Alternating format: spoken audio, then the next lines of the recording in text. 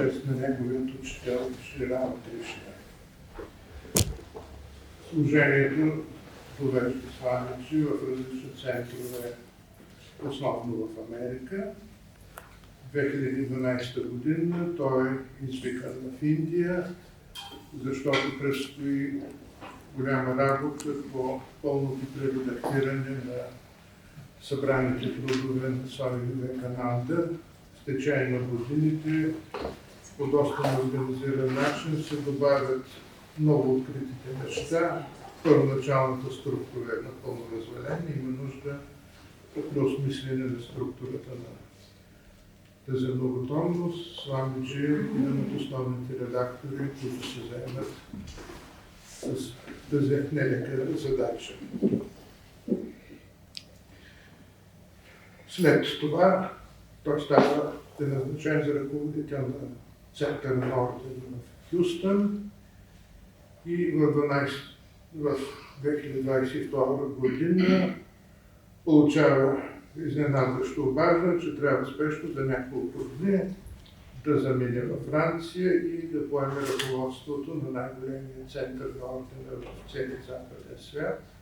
Това е Макрец, близо до Париж, където наистина възникла необходимост от изпращане на духовен ръководител на този център. В момента той продължава да ръководи този център. Разбира се, това не му пречи той да посещава различни страни и практически това е вече станало част от неговата програма. Всяка година той да идва и в България, за което сме много благодарни. Така, освен духовен ръководител, той е човек на словото. Знае поне 7 езика. За редакторската работа вече чухте. Също така той прави нещо, което някакси ние считаме, че е запазена територия за бандитите в Индия. Той прави превод и коментари на един от основните текстове за Адвайта Веданта, текст, който за съжаление с течението на времето е бил забравен, недооценен. Неговият превод и неговият коментар до голяма степен способства за това да се обърне отново внимание на този текст. Той се казва Адвайта Макаранда, 2018 година е издаден от Адвайта Ашрама. Има, разбира се, книга издадена за Веданта като начин на живот, докато още в Америка 2010 година и подочухме, че се готви и нова негова книга.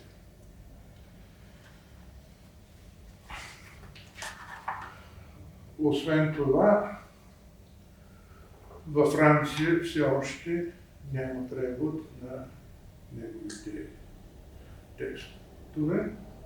За сметка на това обаче България този път успя да изпревари Франция и вече на български език имаме преведени книги на Swami Atmarupananda.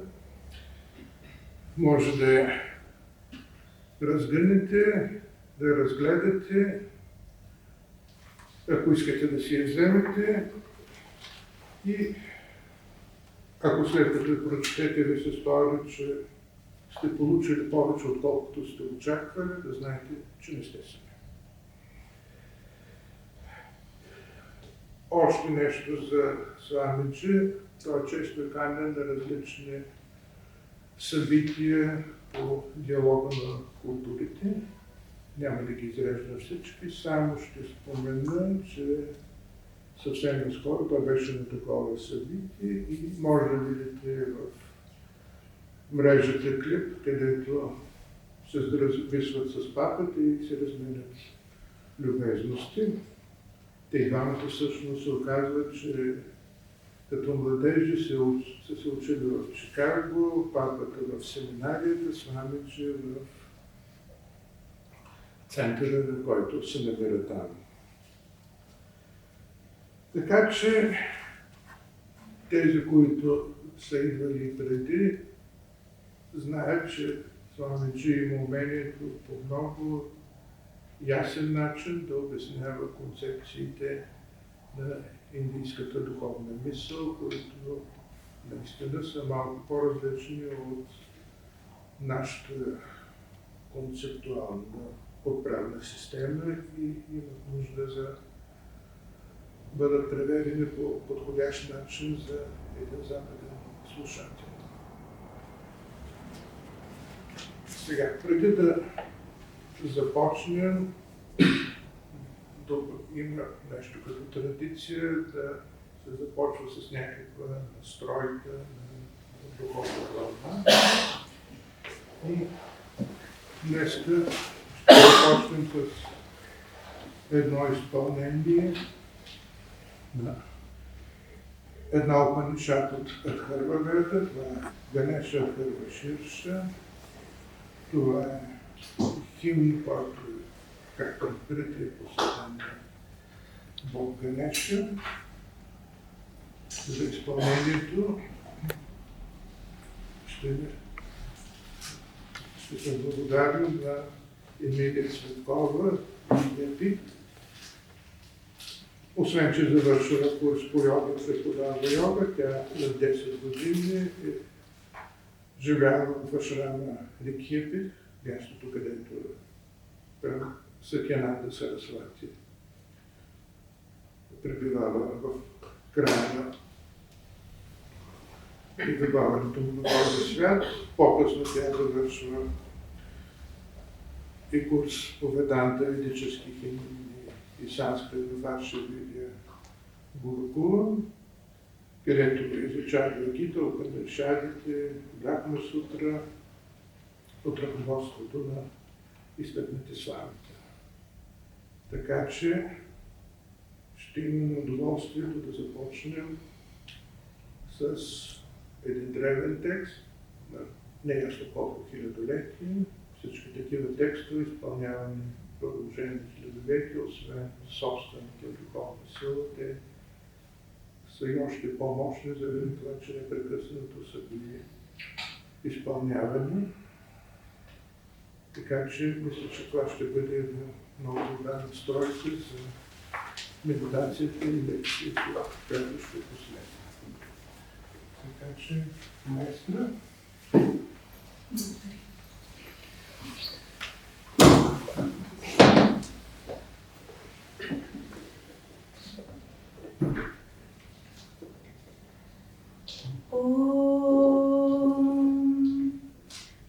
भद्रं कर्णेभिः शृणुयामदेवाः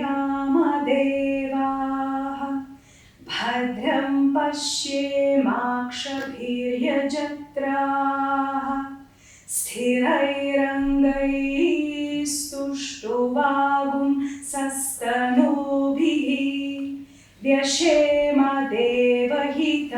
यदायुः स्वस्ति न इन्द्रो वृद्धश्रवाः स्वस्ति नः पूषा विश्ववेदाः स्वस्ति नस्तार्क्ष्यो अरिष्टनेमिः स्वस्ति नो बृहस्पतिर्दधातु ॐ शान्ति शान्ति शान्तिः।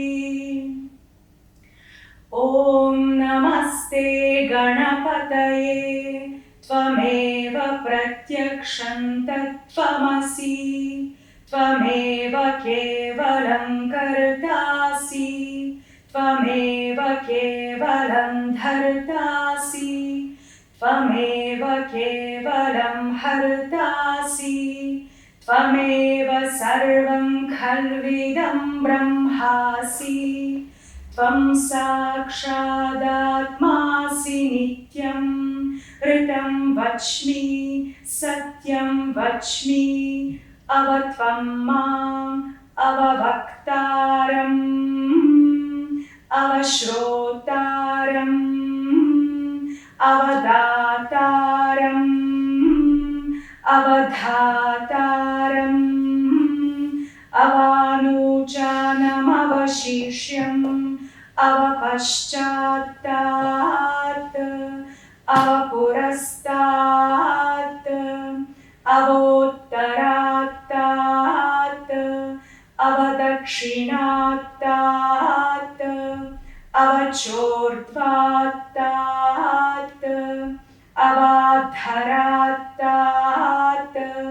सर्वतो मां पाहि पाहि समन्तात् त्वं वाङ्मयस्त्वं चिन्मयः त्वमानन्दमयस्त्वं ब्रह्ममयः त्वं सच्चिदानन्दद्वितीयोऽसि त्वं प्रत्यक्षं ब्रह्मासि त्वं ज्ञानमयो विज्ञानमयोऽसि सर्वं जगदिदं त्वत्तो जायते सर्वं जगदिदं त्वत्तस्तिष्ठति सर्वं जगदिदं त्वयि लयमेष्यति सर्वं जगदिदं त्वयि प्रत्येति त्वं भूमिरापो नलो निलो नभः त्वं चत्वारि वा आक्पदानि त्वं गुणत्रयातीतः त्वमवस्थात्रयातीतः त्वं देहत्रयातीतः त्वं कालत्रयातीतः त्वं मूलाधारस्थितोऽसि नित्यम् त्वं शक्तित्रयात्मकः त्वं योगिनो ध्यायन्ति नित्यम् त्वं ब्रह्मा त्वं विष्णुस्त्वं रुद्रस्त्वमिन्द्रस्त्वमग्निस्त्वं वायुस्त्वं सूर्यस्त्वं चन्द्रमास्त्वं ब्रह्म भूर्भुवस्सुवरो गणादिं पूर्वमुच्चार्य वर्णादींस्तदनन्तरम् अनुस्वारः परतरः अर्धेन्दुलसितं तारेण रिद्धम् एतत्तव मनुस्वरूपं गकारः पूर्वरूपम् अकारो मध्यमरूपम् अनुस्वारश्च आन्त्यरूपम् बिन्दुरुत्तररूपम् नादः सन्धानं सगुंहिता सन्धिः सैषा गणेशविद्या गणकऋषिः निचृद्गायत्रीश्छन्दः गणपतिर्देवता ॐ गणपतये नमः एकदन्ताय विद्महे वक्रतुण्डाय धीमहि तन्नो दन्तिः प्रचोदयात् एकदन्तं चतुर्हस्तं पाशमङ्कुशधारिणं रदं च वरदं हस्तैर्बिभ्राणं मूषकध्वजं रक्तं लम्बोदरं शूर्पकर्णकं रक्तवाससं रक्तगन्धानुलिप्ताङ्गं रक्तपुष्पैः सुपूजितं भक्तानुकम्पिनं देवं जगत्कारणमच्युतम् आविर्भूतं च सृष्ट्यादौ प्रकृतेः पुरुषात् परम् एवं ध्यायति यो नित्यं स योगी योगिनां वरः नमो व्रातपतये नमो गणपतये नमः प्रमथपतये नमस्ते अस्तु लम्बोदराय एकदन्ताय विघ्ननाशिने शिवसुताय श्रीवरदमूर्तये नमो नमः एतदथर्वशीर्षंयोधीते स ब्रह्म भूयाय कल्पते स सर्वविघ्नैर्न बाध्यते स सर्वत्र सुखमेधते स पञ्चमहापापात्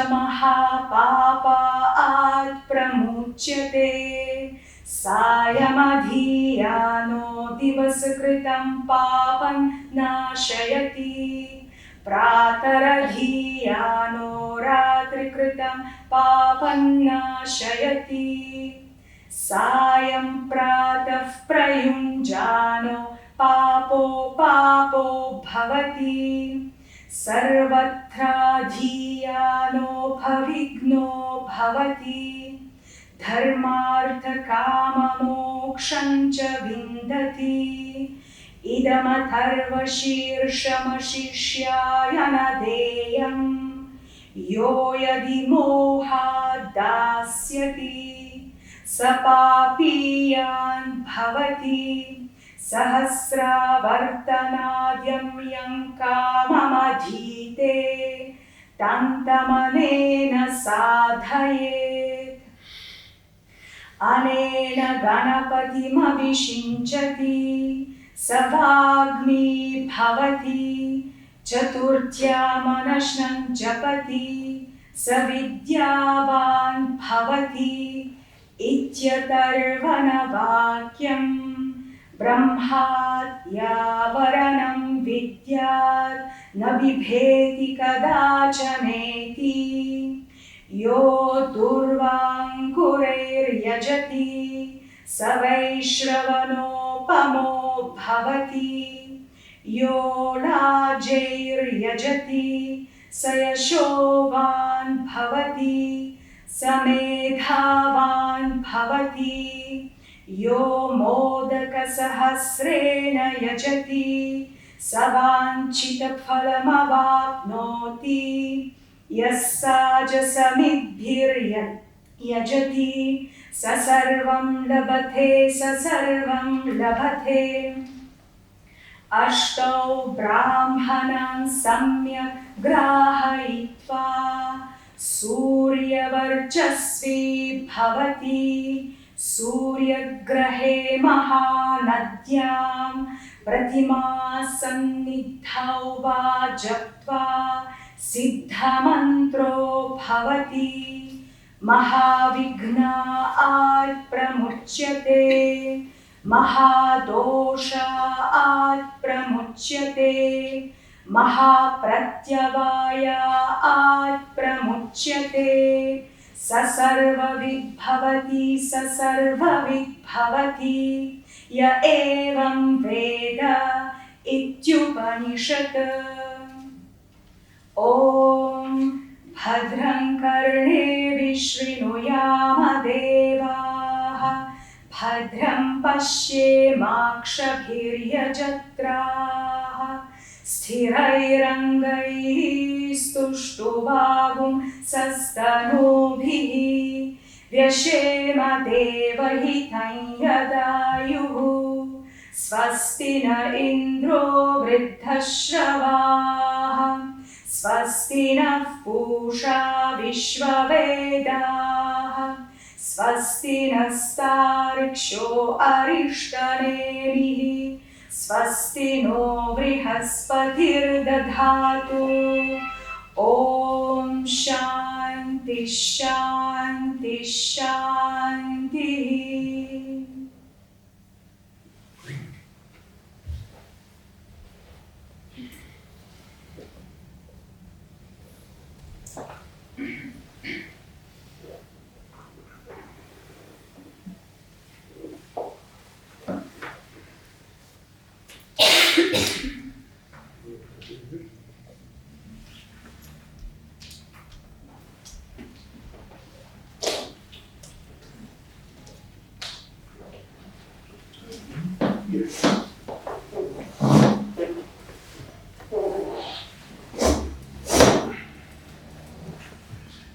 Thank you very much, Vidyapit.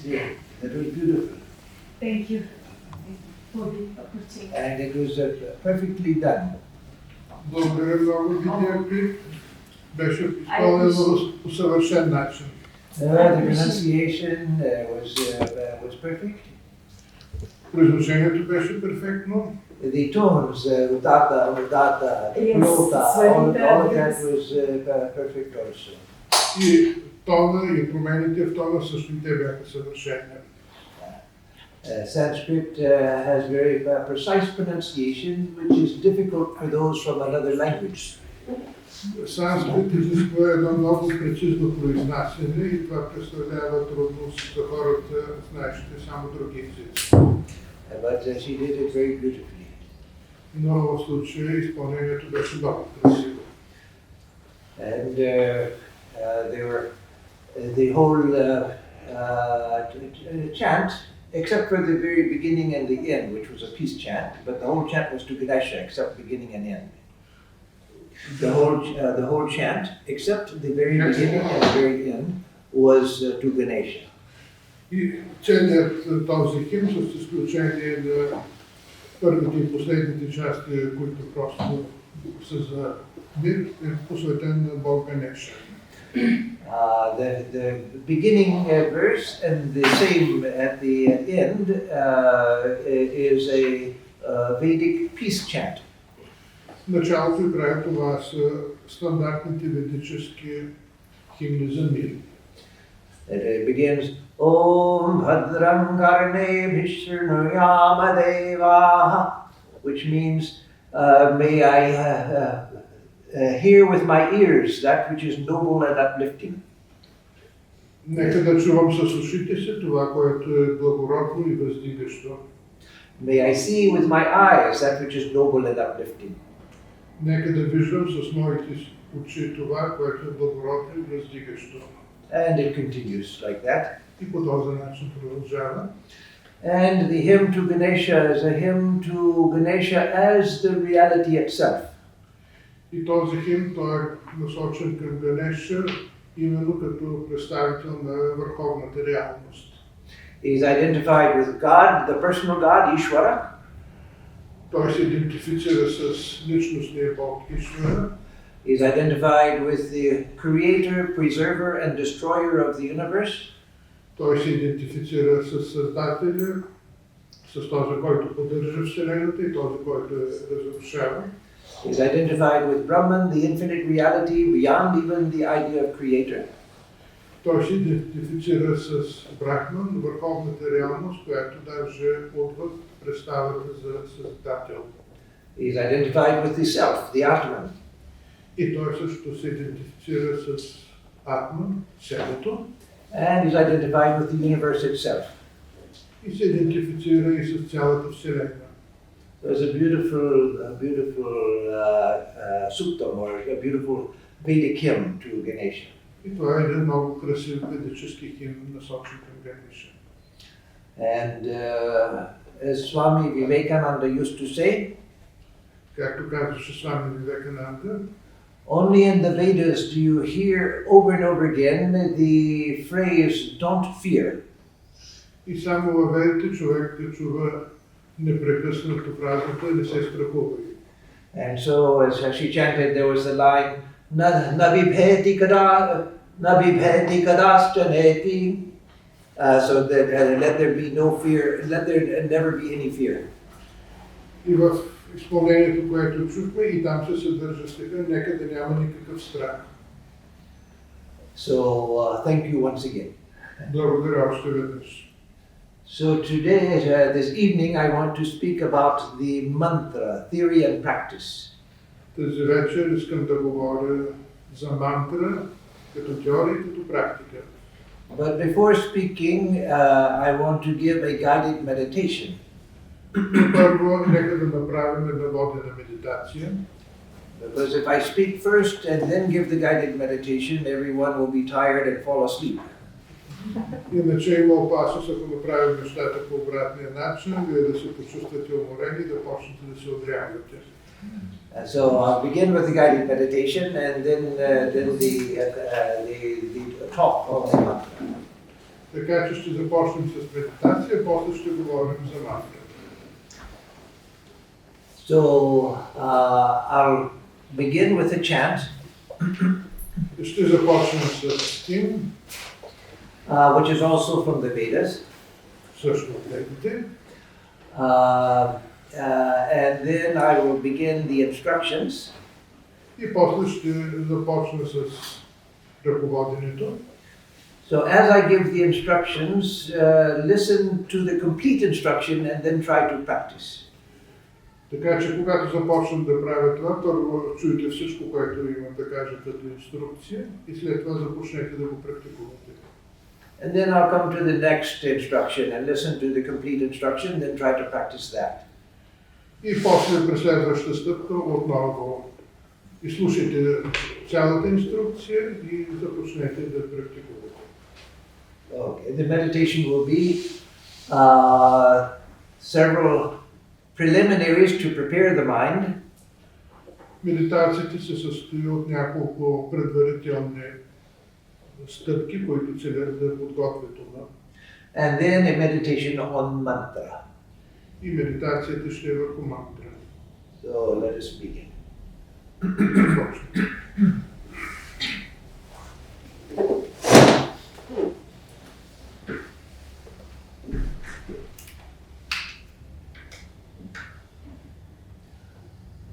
Om Ardram Jwalati Jyotiraham-asmi Jyotir-jwalati Brahma-ham-asmi Yo-ham-asmi Brahma-ham-asmi Aham-asmi Brahma-ham-asmi Aham-eva-ham mam juhomi swaha. Melting into the light, I am the light that shines. Разтапяйки се в светлината, аз съм светлината, която сияе. The light shines, I am Brahman. Светлината сияе, аз съм Брахман. Brahman, which is the infinite reality, the infinite light of all lights. Брахман, който е върховната реалност, светлината, която осветява всички светлини. That which exists is Brahman. Това, което съществува е Брахман. And I am Brahman. И аз съм Брахман. I exist. Аз съществувам. And I exist as Brahman. И аз съществувам като Брахман. I myself offer myself. Аз самият се предлагам себе си. Into the infinite light which is myself. В безкрайната светлина, която е моята същност. Om Shanti Shanti Shanti Hari Om. Om peace, peace, peace. Om, мир, мир, мир. Let us begin by taking 4 deep breaths. Да започнем с 4 дълбоки дишания. Breathe in deeply and exhale completely. Дишвайки дълбоко и издишвайки напълно. And after exhaling completely, hold the lungs empty for a moment. И след пълното издишване, задръжте за малко троповете си празни. Then begin again. Breathe in deeply, exhale completely. И после отново дълбоко вдишване, пълно издишване. And then again hold the lungs empty for a moment. И след това отново за малко задържим на троповете празни. And do that 4 times to calm the body and the mind. И нека да направим това 4 пъти, за да успокоим и тялото, и ума.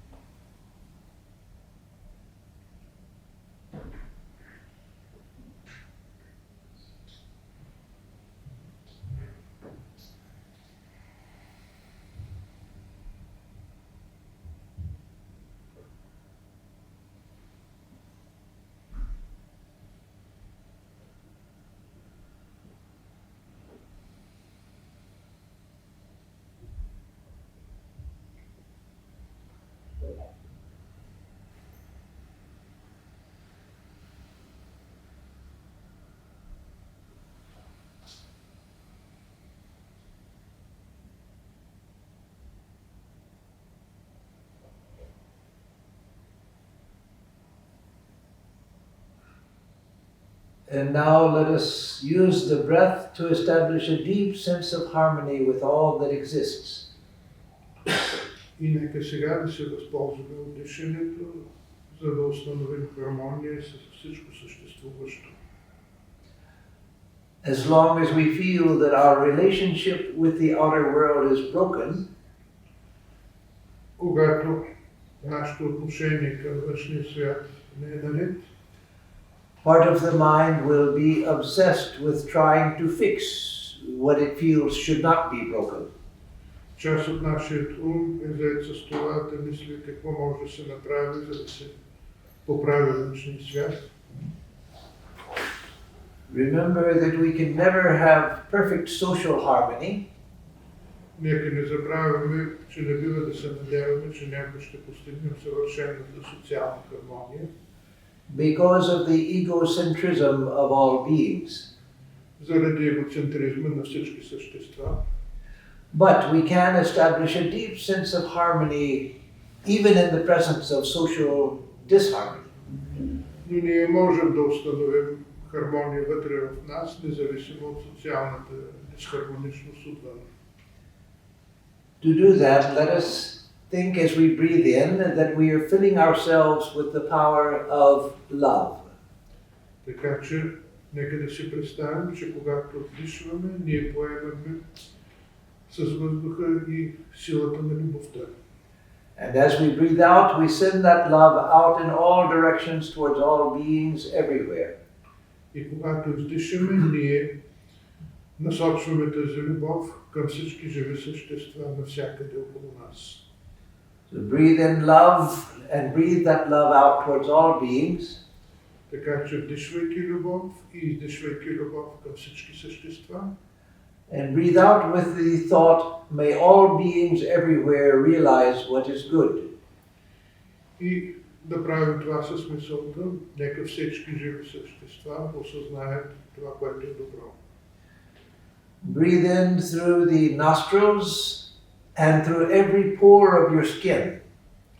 Дишвайте през ноздрите, но също така и през всяка пора на вашата кожа. Like a sponge of respiration. Бъдете един вид сюнгер, който попива от всякъде. So again, breathe in love and breathe out. May all beings everywhere realize what is good. Така че вдишвайте любов и издишвайте мисълта. Нека всички същества осъзнаят това, което е добро. And continue like that. И продължавайте.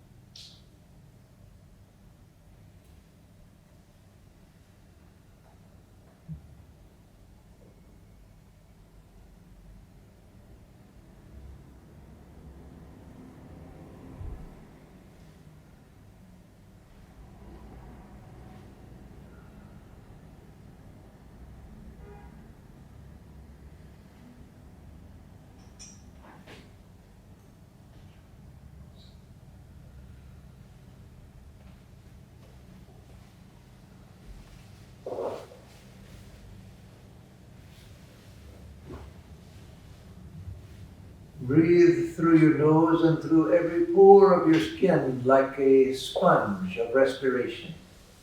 Дишвайте през ноздрите си и също така през всяка пора на тялото, също като един сюнгер.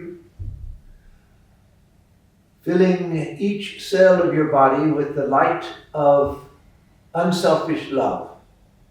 Почувствайте всяка клетка на вашите тела, изпълнени с несебична любов.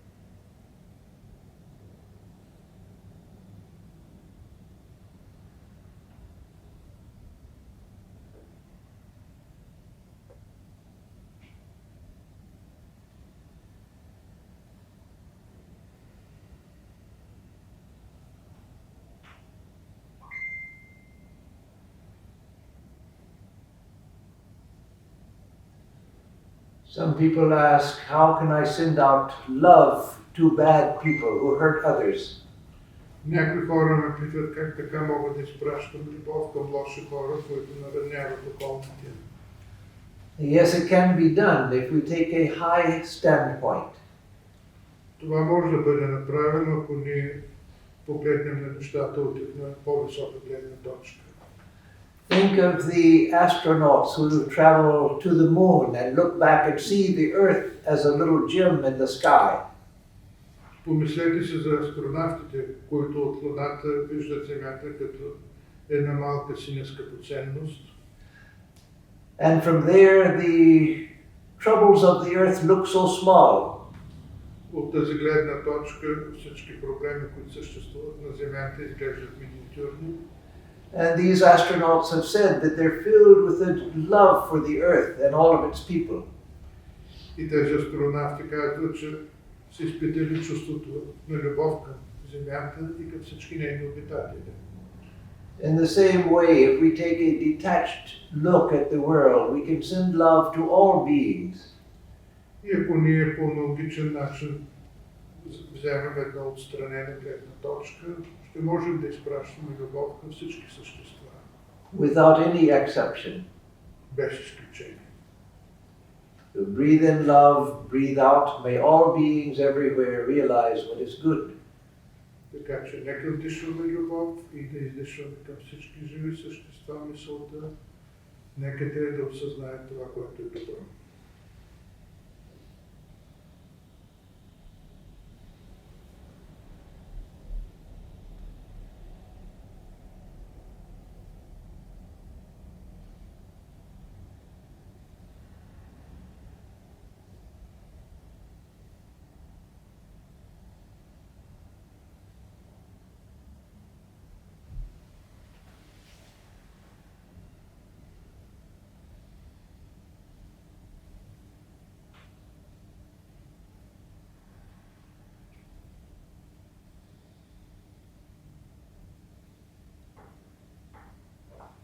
And now let us bring harmony to the physical body. И нека сега да внесем хармония в нашето физическо тяло. Think of each part of the body, starting from the toes and working up gradually to the top of the head. Нека да сочим мисълта си по цялото тяло, започвайте от пръстите на краката и достигнете до върха на главата. Thinking of each part, or picturing each part as pure, perfect, and full of light. Представете си всяка част от вашите тела като съвършена и изпълнена със светлина. No matter what its actual condition might be, picture it as pure, perfect, and full of light. Няма значение какво е всъщност медицинското състояние на тази част. Представете си, че всяка ваша част е съвършена и изпълнена със светлина. In that way, go from the toes up to the top of the head gradually. И така постепенно от пръстите на краката към върха на главата. And after you reach the top of the head, picture the whole body at once as pure, perfect, full of light. И когато стигнете до върха на главата, представете си цялото си тяло в неговата цялост, че е съвършено и изпълнено със светлина.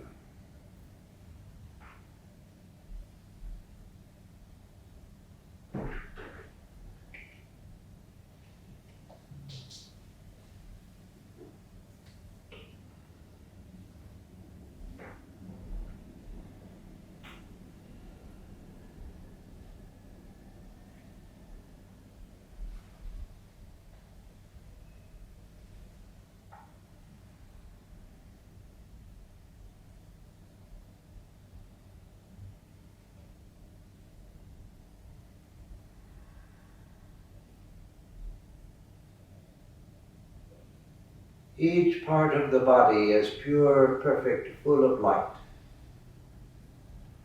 Всяка част от тялото е съвършена и изпълнена със светлина.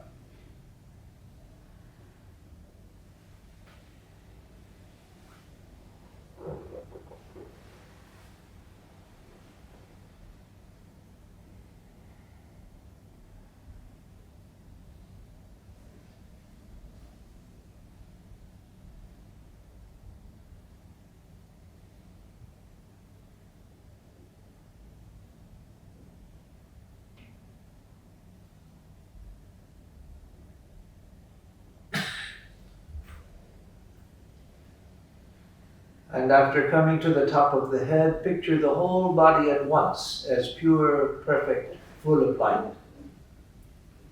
И достигайки до върха на главата, представете си вашето тяло в неговата цялост, като съвършено изпълнено със светлина.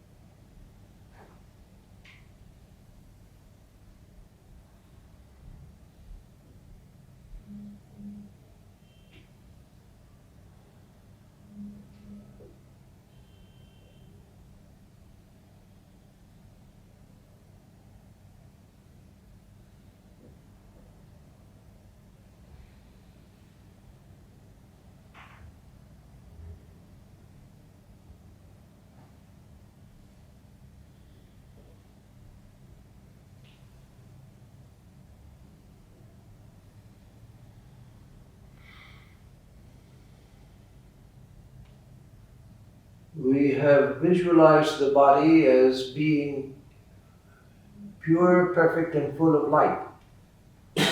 Ние си представихме нашите тела като съвършени, изпълнени с любов и светлина.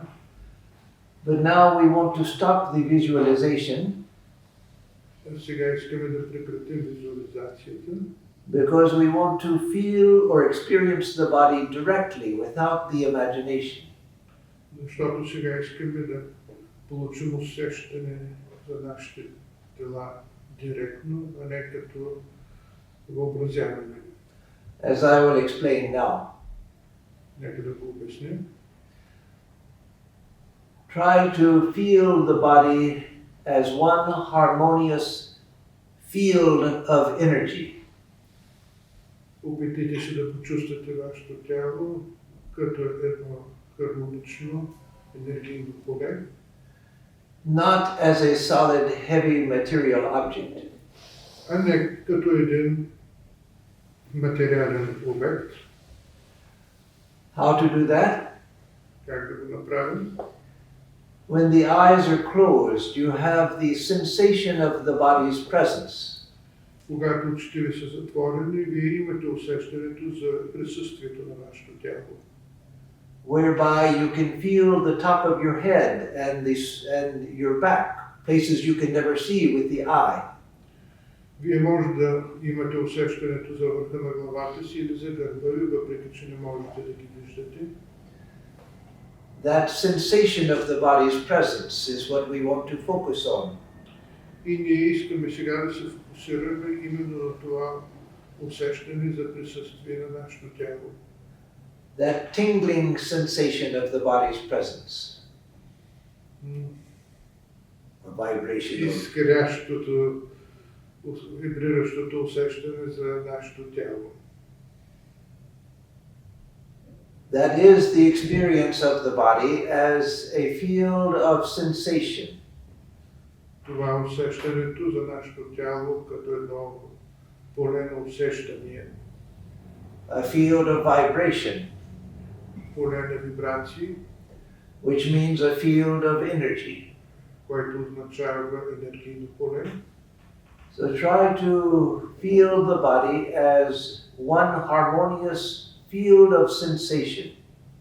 Така че опитайте се да си представите тялото като едно хармонично поле на усещания, without superimposing the idea that the body is heavy and material. без да се опитвате да налагате върху това поле идеята, че тялото е материално, тежащо. Nothing but a field of energy. Тялото ви нека да е само едно енергийно поле.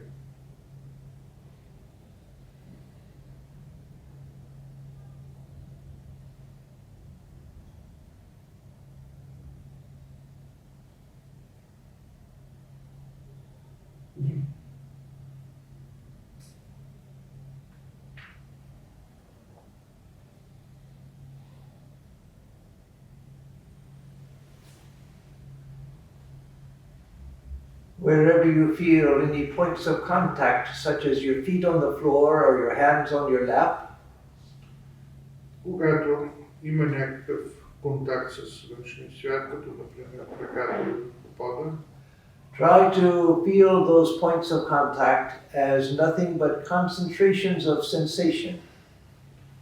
то представете си точка на контакт просто на едни концентрирани усещания. That is, don't think that the sensation is your solid feet pressing against the solid floor.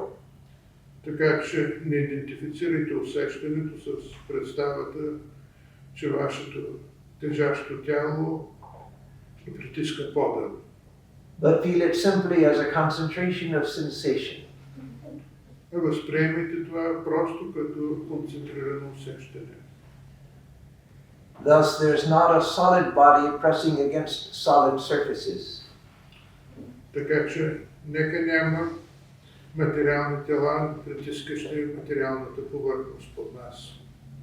There's nothing but a field of sensation which floats. Нека има само едно поле на усещане, което плава наоколо. That is, when you can feel that the body is nothing but a field of sensation, you feel that it is floating. Почувствайте, че това поле на усещане, което е ваше тяло, просто се носи.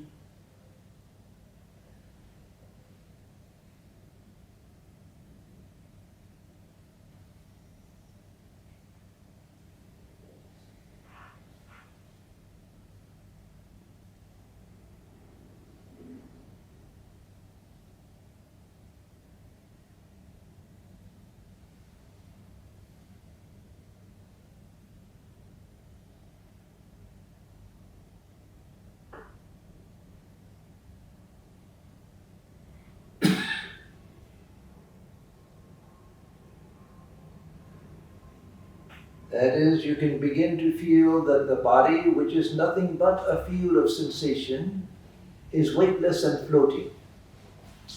Усещате как вашето тяло, което не представлява нищо друго, освен едно поле на усещане, е безтегловно и се носи във въздуха.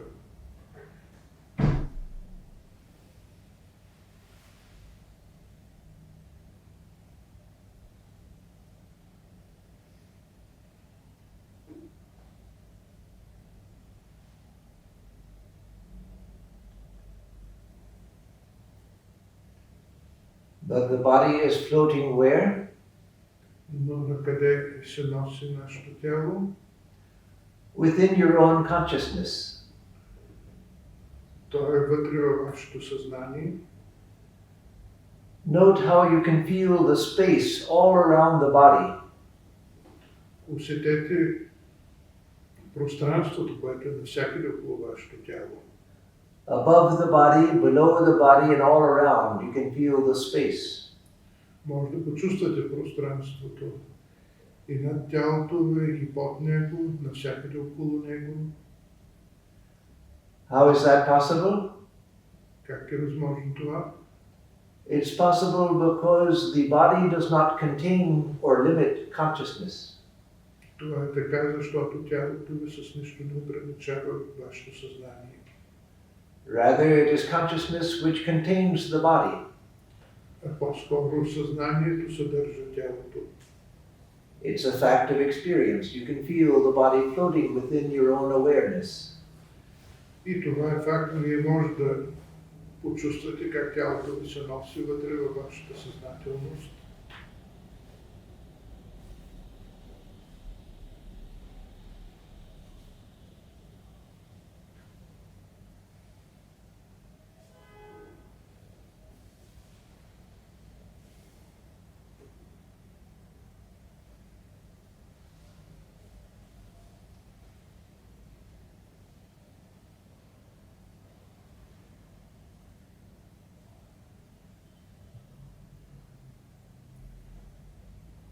And now we are ready for the meditation on mantra. И сега сме готови за медитацията върху мантра. or those who have a mantra that they use, you can use that in this exercise. Тези, които имат своя мантра, могат да използват по време на упражнението. If you don't have a mantra, you can use Om, Ако нямате такава, то може да използвате Ом, or if you prefer, you can use the name Jesus Christos. или пък ако предпочитате, може да използвате името Исус Христос. So first, once again, feel the body as a field of vibration, a field of sensation, which means a field of vibration. Почувствайте тялото си като поле на усещане, т.е. като поле на вибрации.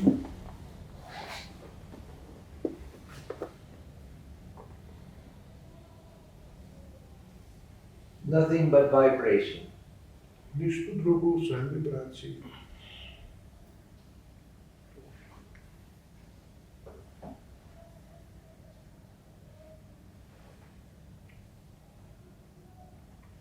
Now turn your attention to sounds, which are nothing but vibration. Сега насочете вниманието си към звуците, които не са нищо друго, освен вибрации. That is, any sounds that you hear, think of them as what they are, nothing but vibrations.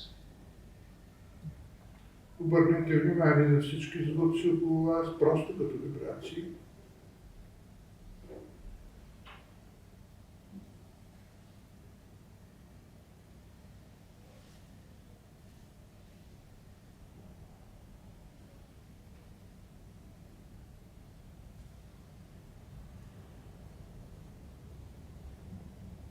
The body is made of vibrations and sounds are made of vibrations. Тялата са ни направени от вибрации и звуците се състоят от вибрации.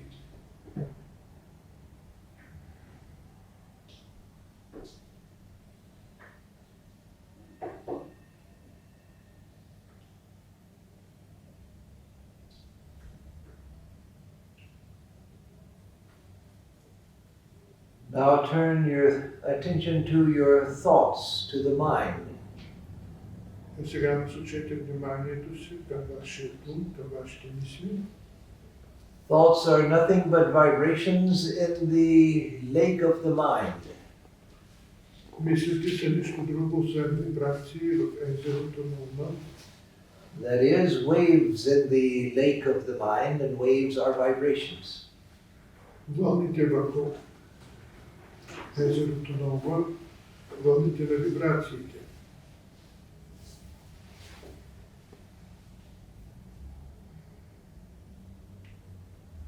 Even images that arise in your mind are nothing but vibrations in the mind. Дори образите, които възникват в ума ни, те също представляват вибрации. Words and concepts are vibrations in the mind. Думите и концепциите, те са вибрации в мозъка.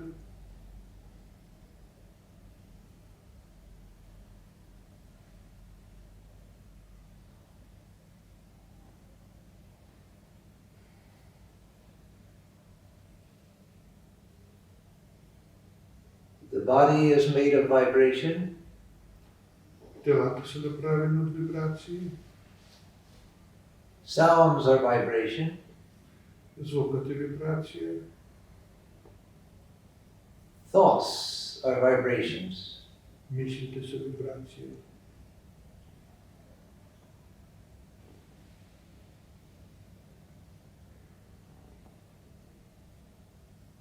And when your eyes are open, you see objects. И когато очите ви са отворени, виждате разни обекти. What you're seeing are different wavelengths of light. Всъщност вие виждате светлина с различна дължина на вълната. And those also are vibrations. И това също са вибрации.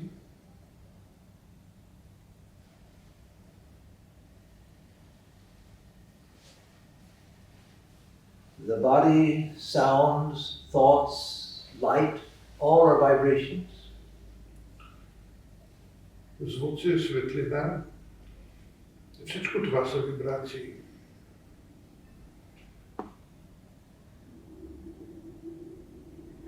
And even solid objects are made of atoms and subatomic particles which are vibrational by nature. И дори твърдите тела, и те се състоят от атоми и елементарни частици, които също са свързани с вибрации. So be aware of the vibrational nature of everything. Така че осъзнавайте вибрационната природа на всичко.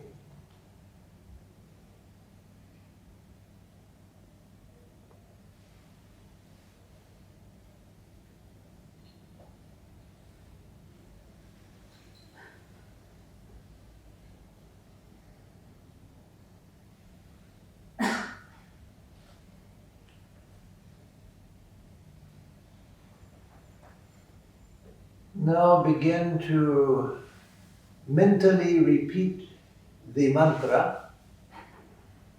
И сега вътрешно повтаряйте мантрата. Whether that be a mantra that you use, or whether it be Om, or whether it be Jesus Christos. Независимо дали това си е вашата лична мантра, дали е Ом или Исус Христос. Thinking that it rises rhythmically from the center of the spiritual heart. Представете си как тя ритмично произлиза от центъра на духовното ви сърце. The spiritual heart being in the low center of the chest. Духовното сърце, то се намира в ниският център на гръдния кош. From there, the mantra rises rhythmically in a fountain of sacred sound. И мантрата възниква оттам ритмично, bathing your body and mind in its sacred vibration. и изкъпвайки вашето тяло с свещените си вибрации.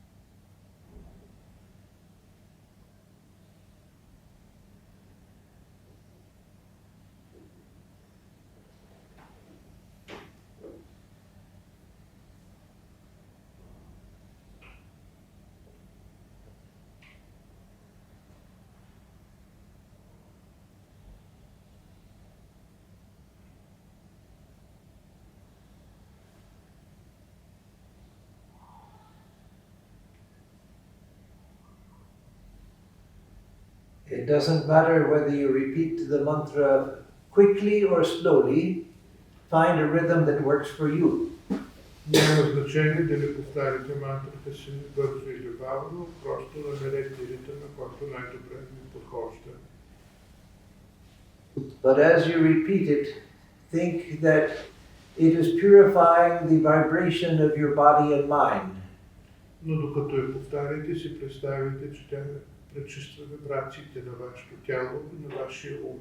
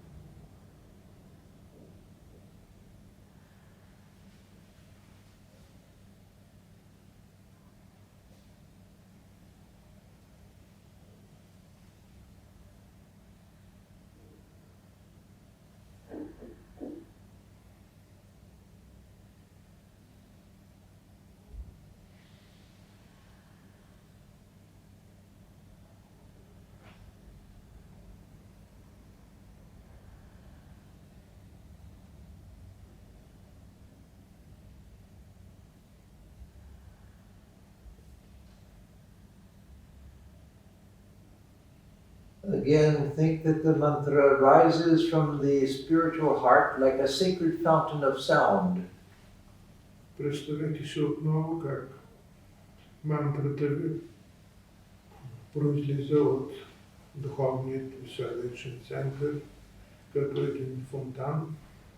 It comes from the heart and breaks over the head and bathes your entire being in its sacred vibration. Тя се издига от духовното ви сърце към главата, като същевременно облива цялото ви тяло, цялото ви същество.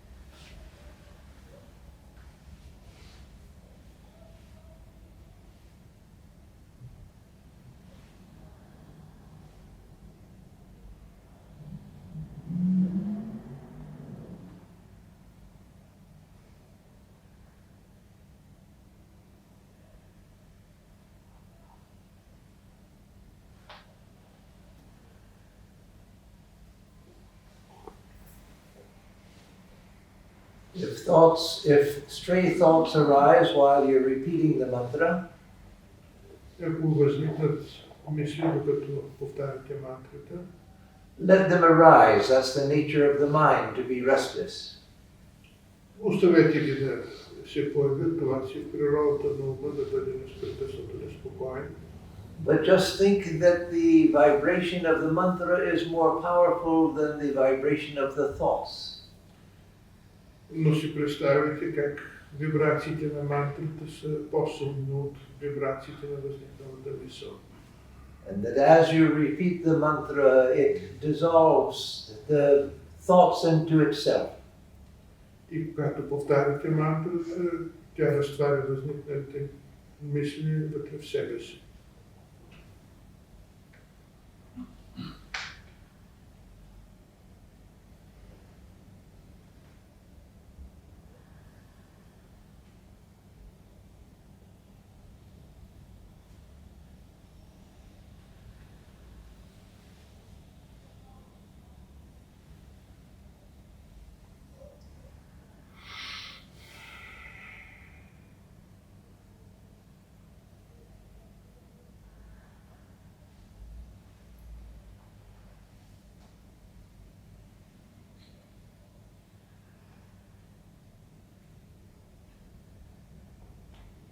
With practice, even sounds, which are nothing but vibration, are dissolved into the mantra.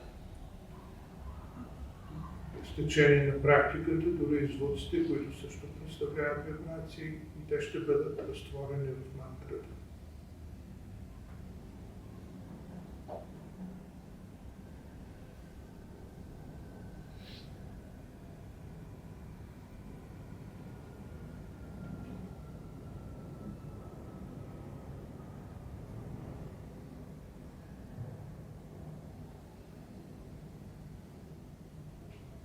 With practice, even the body and the external world begin to seem like they're dissolving into the mantra. И с течение на практиката, дори тялото и външния свят започват да ми се струва, че те се разтварят в мантрата.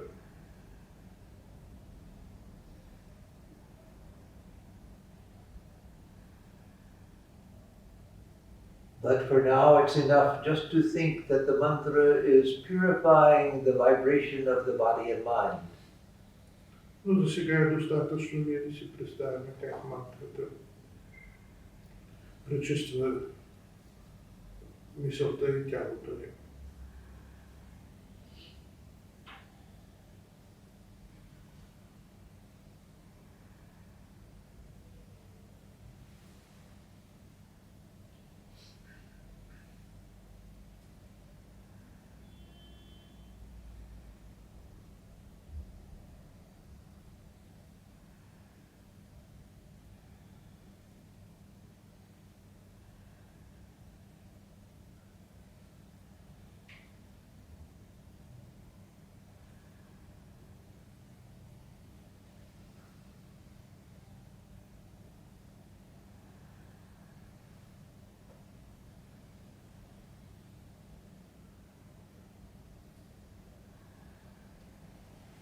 Before closing the meditation, let me tell a little story that is supposed to be true.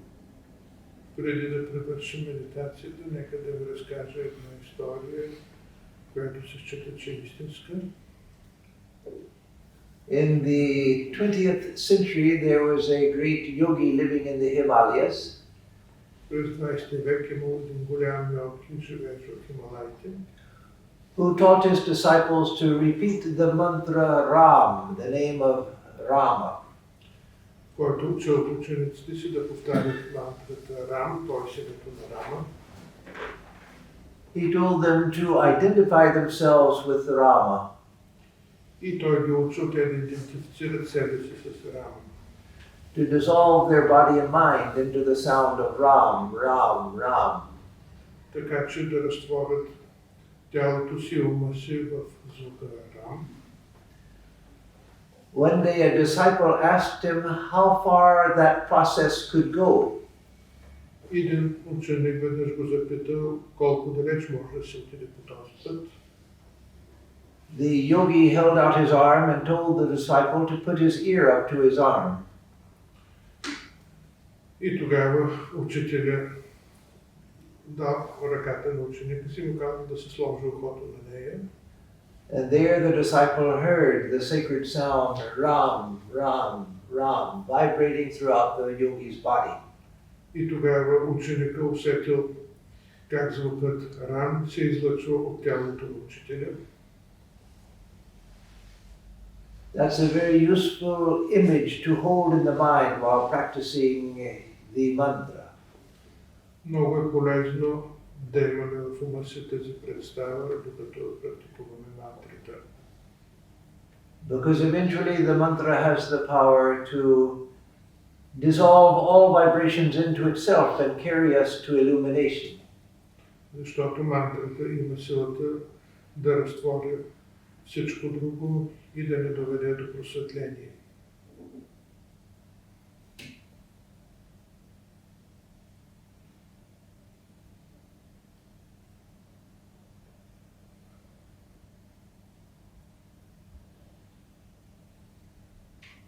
I have closed the meditation by chanting the Gayatri mantra 3 times.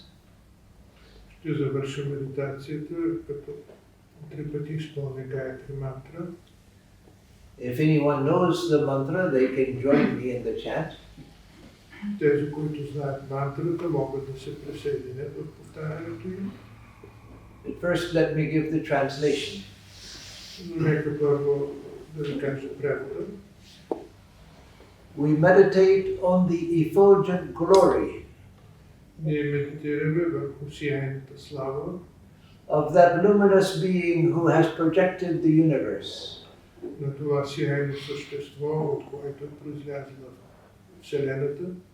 May that glorious being illuminate our hearts. Нека това сияйно същество просветли нашите сърца.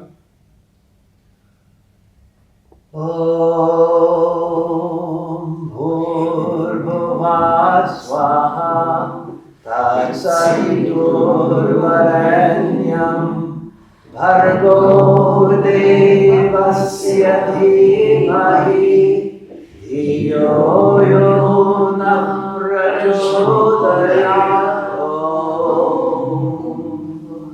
Om Bhurбhuvah Swaha Tatsaviturvarenyam Bhargo Devasya Dhimahi Dhiyo Yo Nah Prachodayat Om Bhurбhuvah Swaha Tatsaviturvarenyam Bhargo Devasya Dhimahi Dhiyo Yo Nah Prachodayat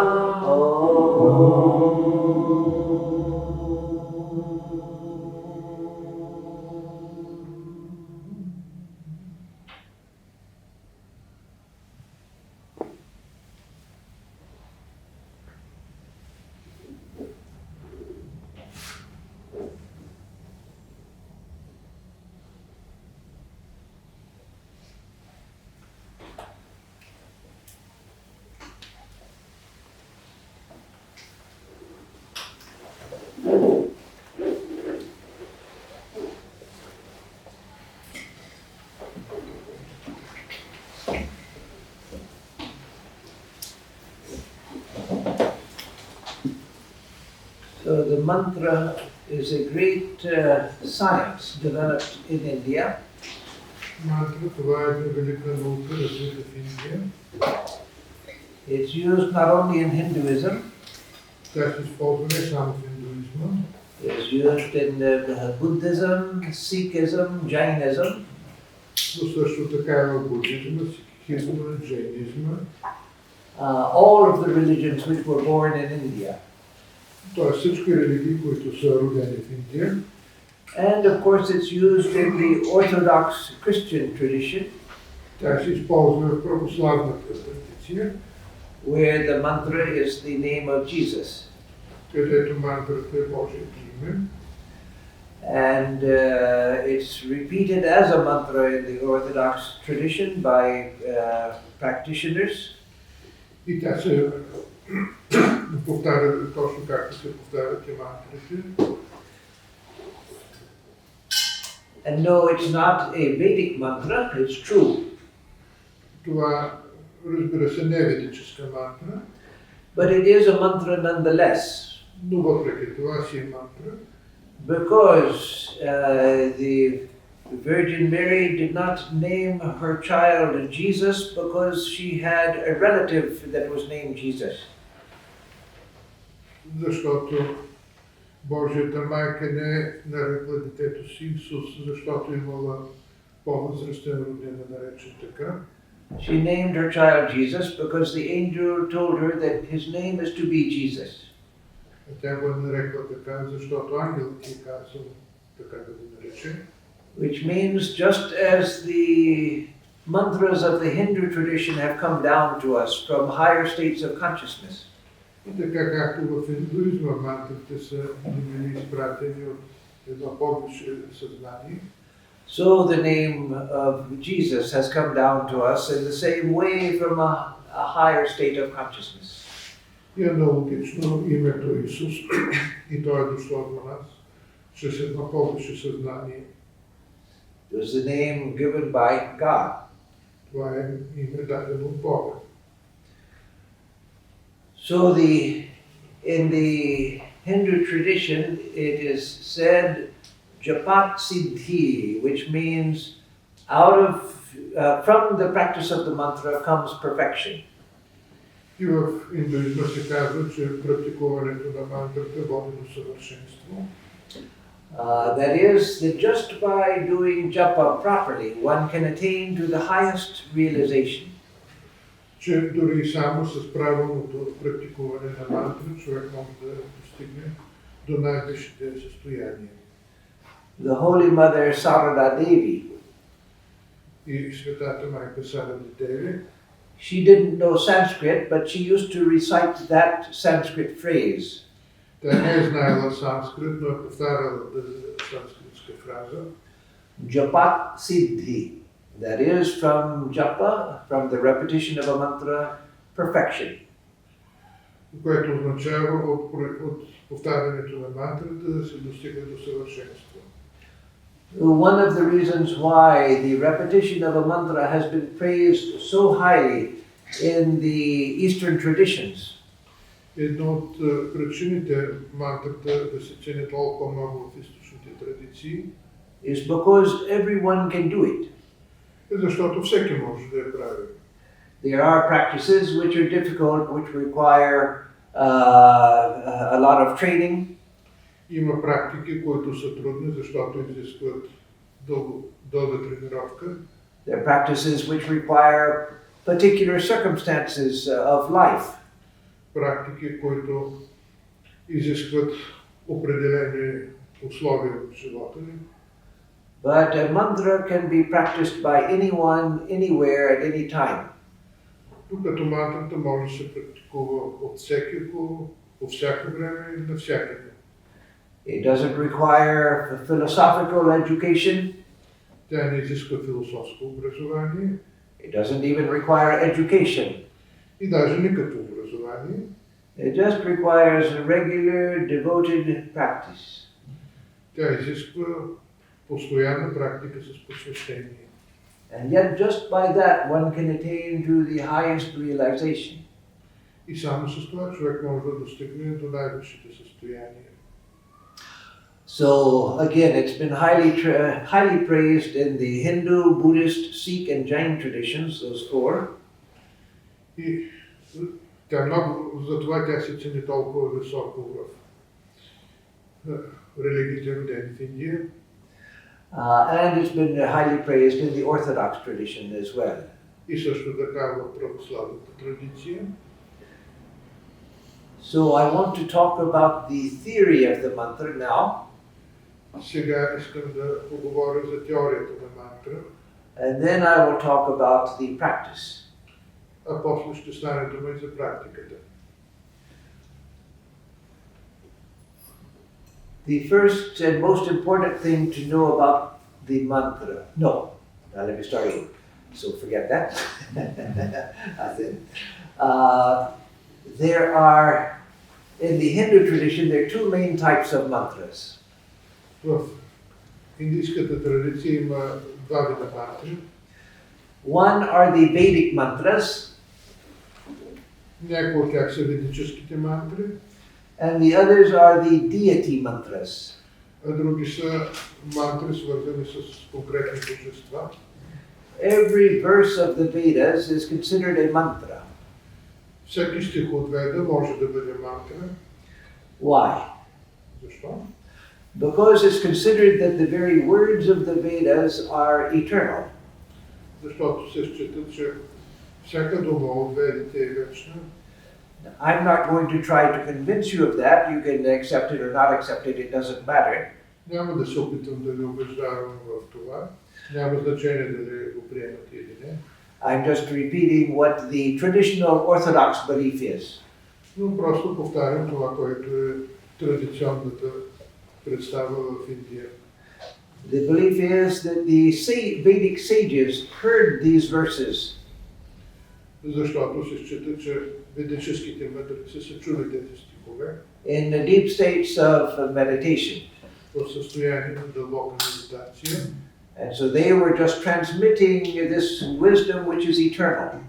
И те са предали тази мъдрост, която е вечна. And so in that sense they are mantras, И в този смисъл те са мантри. coming from a high state of consciousness. Дошли от едно висше съзнание. And let me say that that's particularly true of the verses of the Rig Veda. И това е особено верно за стиховете на Риг Веда, Which is the oldest of the four Vedas. която е най-старата от четирите веди. The later mantras, those mantras, some of them came in the Vedic age and others were developed or discovered after the Vedic age. Those mantras which are considered tantric mantras are somewhat different in nature. Освен ведическите мантри, по-късно се появяват и тантрически мантри. And so I will talk more about them in a minute because they are more important for most of us in our practice. Ще говоря за тях малко по-късно, понеже те са важни за практиката. But let me return to Vedic mantras for a moment. Но нека да се върнем на ведическите мантри. It may sound strange to say that the verses of the Vedas are eternal. Малко странно звучи това твърдение, че стиховете на ведите са вечни. But there is a way that we can understand that without having to take the statement literally. Но ние можем да осъзнаем това и без да възприемаме твърдението буквално. I have a Sufi friend who lives in Pakistan. Аз имам един приятел Суфи, който живее в Пакистан. He is a very highly educated man, той е много образован човек. head of an intellectual and philosophical association in Pakistan. И е президент на една философска асоциация в Пакистан. But his spiritual master, his guru, Sufi guru, was unlettered. Но неговият духовен учител, един майстор Суфи, е бил неграмотен. He couldn't read or write. Той не е можел нито да пише, нито да чете. And yet he was filled with wisdom. Но въпреки това той бил изпълнен с мъдрост. And he could see into the hearts of his disciples. И е виждал вътре в сърцата на своите ученици. And had the amazing capacity to give living wisdom to his disciples. И е можел да дава жива мъдрост на всеки един от тях. So my friend asked his master one day, И моят приятел попитал учителя си един ден: revered sir, you don't even read or write. уважаеми, вие не можете да пишете и да четете. You can't even read the Holy Quran. Не можете дори да четете Корана. How did you attain to such wisdom? Как сте достигнали до тази мъдрост? And he said something very interesting. И отговорът бил много интересен. He said, the eternal Quran is written in everyone's heart. Вечният Коран е записан в сърцето на всеки го. Even if you can't read the external Quran, Дори да не можеш да четеш външният Коран, the eternal Quran is there in the heart of everyone. вечният Коран присъства в сърцето на всеки го. And so that is the idea which Swami Vivekananda gave of the Vedas as well. И това е аналогично на представата, която Свами Вивекананда е дал за ведите. Even if one doesn't accept the idea that the very words of the Vedas are eternal, Дори да не възприемете идеята, че всяка от думите на ведите е вечна, what's more important is that the truths taught in the Vedas are eternal. но истините на ведите са вечни. And those are in the hearts of everyone. И те са в сърцето на всеки го. The eternal truth is written in the hearts of everyone. Вечните истини са записани в сърцето на всеки го. And so the Gayatri mantra, which we repeated at the end of the meditation, Гайатри мантра, която ние повторихме в края на медитацията, is a prayer for the awakening of this wisdom. е една молитва, която е за пробуждане на тази мъдрост. We meditate on the effulgent glory of that luminous being, Ние медитираме върху сияйната слава на това сиящо същество, who has projected the worlds, plural, от когото са произлезли световете. May that light illuminate our hearts. Нека тази светлина да просветли нашите сърца. It's a prayer for the awakening of the light of wisdom within the heart. Това е призив за освобождаване на светлината вътре в нашите сърца. My main Upaguru means secondary guru, my main Upaguru Моят основен упагуру, т.е. втори гуру, he used to tell me that his spiritual awakening came just by repetition of the Gayatri mantra. ми каза, че неговото духовно просветление настъпило при повтарянето на Гайатри мантра. That was his main practice, over and over again, the repetition of the Gayatri mantra. И това е била неговата основна практика.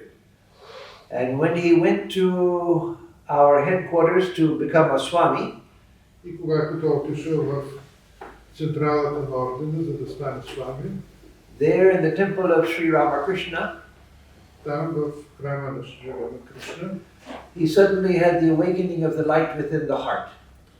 той почувствал пробуждането на светлината в сърцето си. That's not the final illumination, but it's a very big step towards the final illumination. Това не е окончателното просветление, но е една много голяма стъпка в тази посока. So the Gayatri mantra is a prayer for the awakening of that light within the heart. Така че Гайатри мантра, това е призив за отваряне на тази светлина в сърцето ни. And when that light within the heart awakens, И когато тази светлина в сърцата ни се пробуди, then one suddenly sees wisdom everywhere. тогава човек вижда мъдрост навсякъде. When one reads the scriptures, one says, this is what it means. И когато човек започва да чете някои писания, веднага вижда каква е мъдростта в него. Before, perhaps I thought I knew what it meant. Преди това аз може би съм разбирал какво си има предвид, but after the awakening of the light within the heart, one sees a depth in every word of the scriptures. но след просветляването тогава човек вижда дълбочината във всяка дума на писанието. And then one sees that wisdom is everywhere. И тогава човек вижда мъдростта навсякъде. Because of the light of wisdom that's awakened within the heart. Защото светлината на мъдростта вече е събудена в сърцата. So the Gayatri Mantra is considered to be the most sacred prayer in Hinduism. И Гаятри мантра се счита, че е най-свещената мантра в индуизма. And it's also the most universal prayer. И тя е и най-универсалната мантра в същото време. Because it's not to a particular deity. Тя не е насочена към някакво конкретно божество. Although it is conceived that the sun is a symbol of that luminous being which has created the universe. Въпреки че Слънцето може да се разбира като символ на тази светлина, която е създала Вселената. But it's just a symbol of the light of the eternal being. Но това е просто символ на светлината на вечното същество. So like that, there are other prayers and other mantras in the Vedas. Има и други молитви и мантри в Ведите. And then every verse of the Samhita, the hymns of the Vedas, are considered mantra again because they were heard in deep states of meditation. И всеки стих от Ведите се счита, че е мантра, понеже той е бил донесен от едно по-висше съзнание. But let me talk more about the mantras which began to be developed in the Vedas and then continued after the Vedic period in the Hindu tradition. Но нека сега да се обърнем към развитието на мантрите след ведическия период. There is of course the mantra Om. Имаме, разбира се, мантрата Om. And that comes from the Vedas. Тя идва от Ведите. It's accepted by Hindus of all faiths. Тя се приема от индуистите от всички видове. It's accepted by Buddhists Както и от буддистите, and by Sikhs and Jains. сикхите и джайнистите. And there's no reason why it could not be accepted by Christians, Jews and Muslims. И няма причини, поради които тя не може да бъде възприета от християни, мюсюлмани, юдеи. Because it's a universal mantra. Защото тя е универсална мантра. There's nothing sectarian about Om. Няма нищо сектантско в Om. So let me talk some about Om. I'm going to give a talk tomorrow in Plovdiv just about Om. Нека сега за Om да поговорим. Утре ще имам специална лекция за това в Пловдив. But I want to talk a little bit about it here because it's a good introduction to other mantras. Но искам сега да говоря за Om, защото това е добро въведение и за другите мантри. So where does Om come from? Откъде идва Om? Did some ancient sage make it up? Дали не е бил изработен от някакви древни мъдреци? Did some sage think, well, that would be a nice symbol, the sound Om. I like the sound Om. Някой да е решил, че от това ще стане добър символ, защото му харесва как звучи? No, Om can be heard, Не, Om може да бъде чут. even here in Bulgaria, Дори в тази страна, as well as in India. както и в Индия, It can be heard on the moon as well. а и на Луната. In deep meditation, one can hear the sound Om, В дълбока медитация човек чува този звук, rising from deep within the heart. възниквайки от дълбочината на сърцето. In the Christian Bible, in the book of Saint John, В Библията, в Свети Йоан, he begins his his evangel with the words, той започва своето Евангелие с думите In the beginning was the Word, В началото беше Слово and the Word was with God, и Словото беше с Бога and the Word was God. и Словото беше Бог. And then he goes on to explain that out of that Word has come everything that is. И той продължава да обяснява как от това Слово е възникнал целият свят. And he identifies that Word as being incarnated as Jesus. И той продължава, като казва, че това Слово то се въплъщава в Исус. That is, that Word existed for all time before the incarnation of Jesus as well. It was eternal. Това Слово то е съществувало и преди Исус, и то е вечно. But within time, that Word incarnated itself as Jesus. Но в определено време това Слово се инкарнирало, въплътило в Исус. And so the Hindu tradition says that that Word is Om. Индуистската традиция казва, че това Слово е Ом. Not the word as I say it, Om, Не непременно думата, която аз произнася, but Om is an approximation in human speech of a sound which is transcendental. с нашата реч ние можем само да достигнем до някакво приближаване на звука, който по същността си е трансцендентен. It's an actual sound which is heard in the deep meditation, Това е конкретен звук, който се чува по време на дълбока медитация, but not produced by any human voice. но не е звук, който е произведен от човешки глас. It's the most subtle thing in the universe, Това е най-ефинното нещо в Вселената. and it's considered that out of that sound, the first sound, all of creation has come. И се счита, че от този първичен звук е възникнала цялата Вселена. But though the actual sound of Om is not produced by human voice, Но Ом не се произвежда от човешки глас.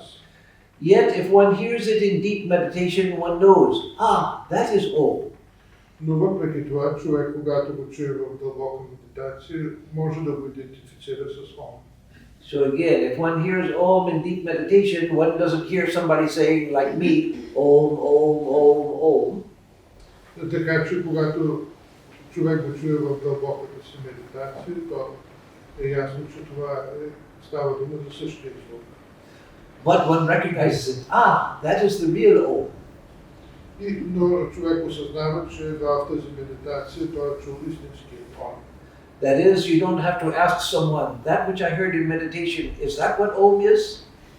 Няма нужда да питате някого дали това, което чувате в дълбока медитация, е истинският Ом. No, one recognizes it immediately. That is Om. Вие ще го разпознаете незабавно, че това е истинският Ом. The real Om. Реалният истинският Ом. So I quoted the Evangel of St. John. Споменах Евангелието на Йоанна. In the Vedas, there is exactly the same statement. Във Ведите вие може да намерите практически същото твърдение. Not that St. John copied the Vedas, Не, че Йоанн е копирал от Ведите, but because it's an eternal truth. а защото става дума за една вечна истина. Again, just like the eternal Quran, there's the eternal Veda within the heart. Тъй както има вечен Коран, така има и вечна Веда в сърцето. And so St. John had tapped into the same eternal Veda. И Свети Йоанн и той е черпил от тази вечна Веда. So in the Vedas it says, Prajapatir idamagra asit. В Ведите се казва, Prajapatir idamagra asit, which means in the beginning was Prajapati, God, the creator. началото беше Праджапати, Създателят. Tasya Vag Dvitiya asit, which means with him was the Word. С него беше Словото. Vagvai Paramam Brahma, which means, and that Vag, that Word, is indeed the Supreme Brahman. И това слово беше наистина върховният брахман. So phrase by phrase, exactly the same as St. John said. Така че виждате дума по дума, става дума за също, което казва Йоан. And so again, that word is Om. И тази дума е Ом. It's called the Anahata Dhvani, or the unstruck sound. Тоест това е звукът, който е непредизвиканият. Because it's the very first impulse of creation. Това е първият импулс на съзиданието. It's the word spoken by God, Това е думата, произнесена от Бога, out of which all creation comes. от която е произлезло цялото сътворение. So there's a lot more I could say on Om, but I will save that for tomorrow in Plovdiv. Има още много повече, което може да се каже за Ом, но това ще бъде в Пловдив. But I want to use that now to introduce other mantras. Но го използвах сега, за да преминем към другите мантри. So as I said, Om was not made up by some sage. Така че Ом не е бил измислен от някой мъдрец. It was heard by sages in deep meditation. Той е бил чут от мъдреците в дълбока медитация. My Upa Guru, that is my secondary guru, he told me almost 50 years ago. Моят вторичен гуру ми каза преди около 50 години, When I was his assistant living in the Himalayas, когато аз бях негов асистент, живеейки в Хималаите, that he was hearing Om constantly. че той чува Ом непрекъснато. I met a disciple of the Holy Mother Sarada Devi also, Аз срещнах веднъж един ученик на Светата майка Сарада Деви, who heard Om constantly. който също чуваше Ом непрекъснато. He had his realization in 1922. Той е постигнал своето просветление в 22 година. And I met him in 1971. И аз се видях с него 71 година. And so all of those years he heard Om, Om, Om, constantly bringing the universe into being. През всичките тези години той е чувал непрекъснато думата Ом, думата, която създава Вселената. So, what is the nature of a mantra? Каква е природата на мантра? Not specifically the mantras, the verses of the Vedas, but the mantras that are used for meditation. What is their nature?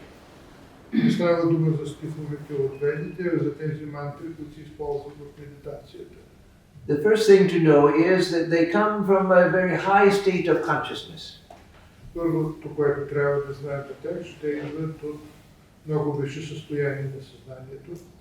And by repeating them over and over again, we are taken back to that state of consciousness. И повтаряйки ги непрекъснато, ние се доближаваме до тези висши състояния на съзнанието. And because of that, they are not established by social convention. Те нямат нищо общо с различните социални конвенции. I don't know Bulgarian, but so he can give the Bulgarian, but in English this is a table. Ще се опитам да го кажа на английски. Това е маса. In Spanish, this is a mesa. На испански му казват мета. In French, it's a table. На френски табле. But in every language you have different words for the same thing. В различните езици имате различни думи за едно и също нещо.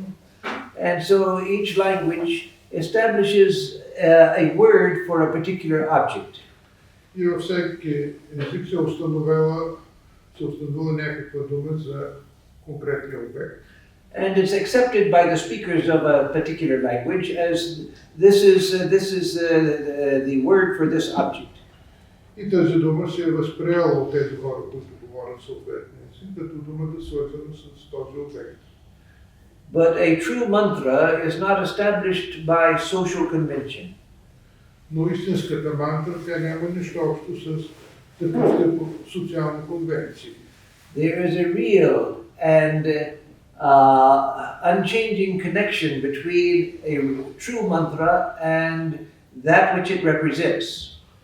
Има истинска връзка между мантрата и това, което тя представя на висшето ниво. And so again, by practicing a mantra, one realizes that which it represents. И с практикуване на мантрата човек осъзнава това, което тя представя. I will use the English words, but he can translate the example into Bulgarian. Ще използвам сега английска дума, но тя ще бъде преведена.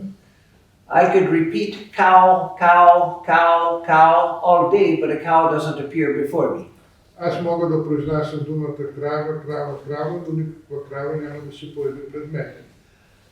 Because the word cow is not intrinsically connected to the animal. Защото думата крава, тя не е същностно свързана с животното. We use the word to indicate the cow.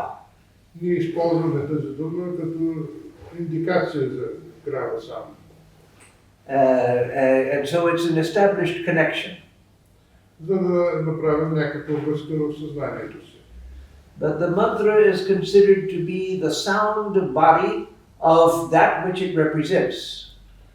За разлика от това, мантрата тя е звуковото тяло на това, което тя представя. And so if you keep repeating the mantra, the reality that it represents is manifested. И когато повтаряте мантрата, в тази реалност, която се е изявена с мантрата, тя се започва да ви се изявява и на вас. Because the connection is real. Защото в този случай имаме истинска връзка. So let me talk a little bit about the theory of language in the Sanskrit tradition. И нещо да кажа за теорията на езика в санскритската традиция. Now do it briefly because it's connected to the idea of the mantra. Защото това е свързано с идеята за мантра. And how it is that the repetition of a mantra can take us to the ultimate reality. И как повтарянето на една мантра може да ни заведе към висшата реалност. So it's considered that there are 4 levels of speech. Има 4 нива на речта. I should say first that the great Sanskrit grammarian Bhartrihari, Говоря тук за големия санскритски граматик Бхартрихари. that he said something wonderful about the nature of language. Той казал нещо чудесно за същността на езика. And he was speaking about the Sanskrit language. Става дума за санскрит. He said that the grammarians began to study language as just as an ordinary science. Граматиците се опитват да изучават езика като подхождат като към обикновена наука. Thinking that language is just a function of human society, and so they studied it as an ordinary phenomenon. Те го разглеждат като функция на човешкото общество и го разглеждат като един обичайен феномен. But he said, like a person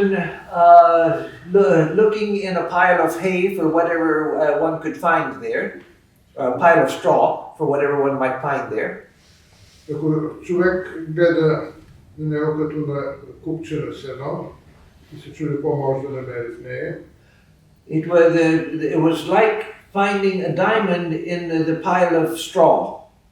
това е като търсене на диамант, скрит в купата сено. When the grammarians learned the true nature of language, the Sanskrit language, Когато граматиците осъзнаят истинската природа на санскрит, they found that the language contained the precious divine reality itself. те осъзнават, че езика съдържа скъпоценната реалност вътре в себе си. That they were manifestations of the thought of God. Че той е проява на мисълта на Бога. And at the center of all of them was Om. И в центъра на всичко е Ом. So, these 4 levels of speech that I referred to a moment ago. Да се върнем до четирите нива на речта. The first is the spoken word that I'm using now, that you hear with your ears. Първата това е изговорените думи, тези, които чувате в момента. And for those of you who are Sanskrit students, it's called Vaikari, the manifest level of speech, Vaikari. И за това си има съответни термини в санскрит. And then the second level of speech is the mental level of speech. И следващото ниво, това е менталното, умственото. We think in the mental level of speech without saying anything with the voice. Ние можем да мислим на ментално ниво за съответния обект, без да произнасяме нищо. But most of us have never separated the mental level of speech from the spoken level of speech. Но повечето от нас те не различават менталното ниво на речта от произнасяната реч. What do I mean by that? За какво става дума? Modern physiologists have found that when we are thinking in words, Съвременните физиолози са установили, че когато ние мислим с думи, that there are subtle movements in the vocal organs настъпват финни движения в нашия гласови орган, so subtle that we don't notice it, we don't feel it. толкова финни, че ние даже не ги усещаме. But with sensitive instrumentation, one can see that the vocal organs are moving as we're thinking in words. Но с достатъчно чувствителна апаратура може да се установи, че наистина има движение там. But there is a stage where one can separate the mental speech from the physical speech. Но има ниво, на което менталната реч може да бъде отделена от физическата. And so the mental level of speech is not just an echo of the physical speech. Така че менталното ниво не е просто ехо на физическата реч. But it is a level which is different from the physical speech. Това е ниво, което е различно от физическата реч. I've known people who could do repetition of a mantra extremely quickly. Знам за хора, които могат много бързо да повтарят мантри. More quickly than you can say. Много по-бързо, отколкото вие можете да произнесете. Like om om om om om om om om om. I can say that pretty quickly. Нещо като това, което доктор каза. But even more quickly and more clearly, one can say it with mental speech once it's separated from physical speech. Но човек може да направи много по-бързо това на ментално ниво, когато вече е прекъснал тази връзка между менталното и физическата реч. So let me clarify that I don't mean that it's good to say the mantra so quickly. Не искам да кажа, че е добре вие да повтаряте мантрата толкова бързо. But when mental speech is separated from physical speech, it's not slowed down by the physical movement of the vocal organs. Но когато сте прекъснали тази връзка, то тогава може да... Тогава вашето ментално произнасяне, то не е забавено от вашия гласови орган. So physical speech and mental speech, and then the third is called let me see. Let me start over. There's physical speech and mental speech, Vaikari, Madhyama. Има санскритски термини за физическата и за менталната реч. So, and then we come to the third level of speech, Има и трето ниво, which is called Pashyanti. със съответното си име. And Pashyanti means that which is seeing, direct perception. Това, което е видяно, това, за което имаме директно усещане. And this is a very high level of speech that we're not usually conscious of.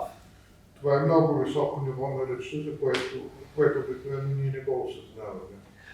This is the intuitional level of speech. Това е интуитивното ниво на речта. To express things with speech or mind, we use words. Ние използваме думи, за да изразим менталната или физическата реч, which are composed of different letters.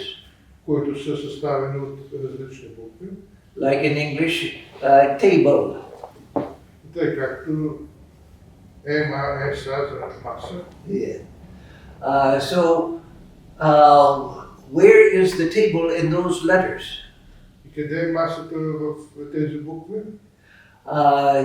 Those letters are used again to indicate one thing.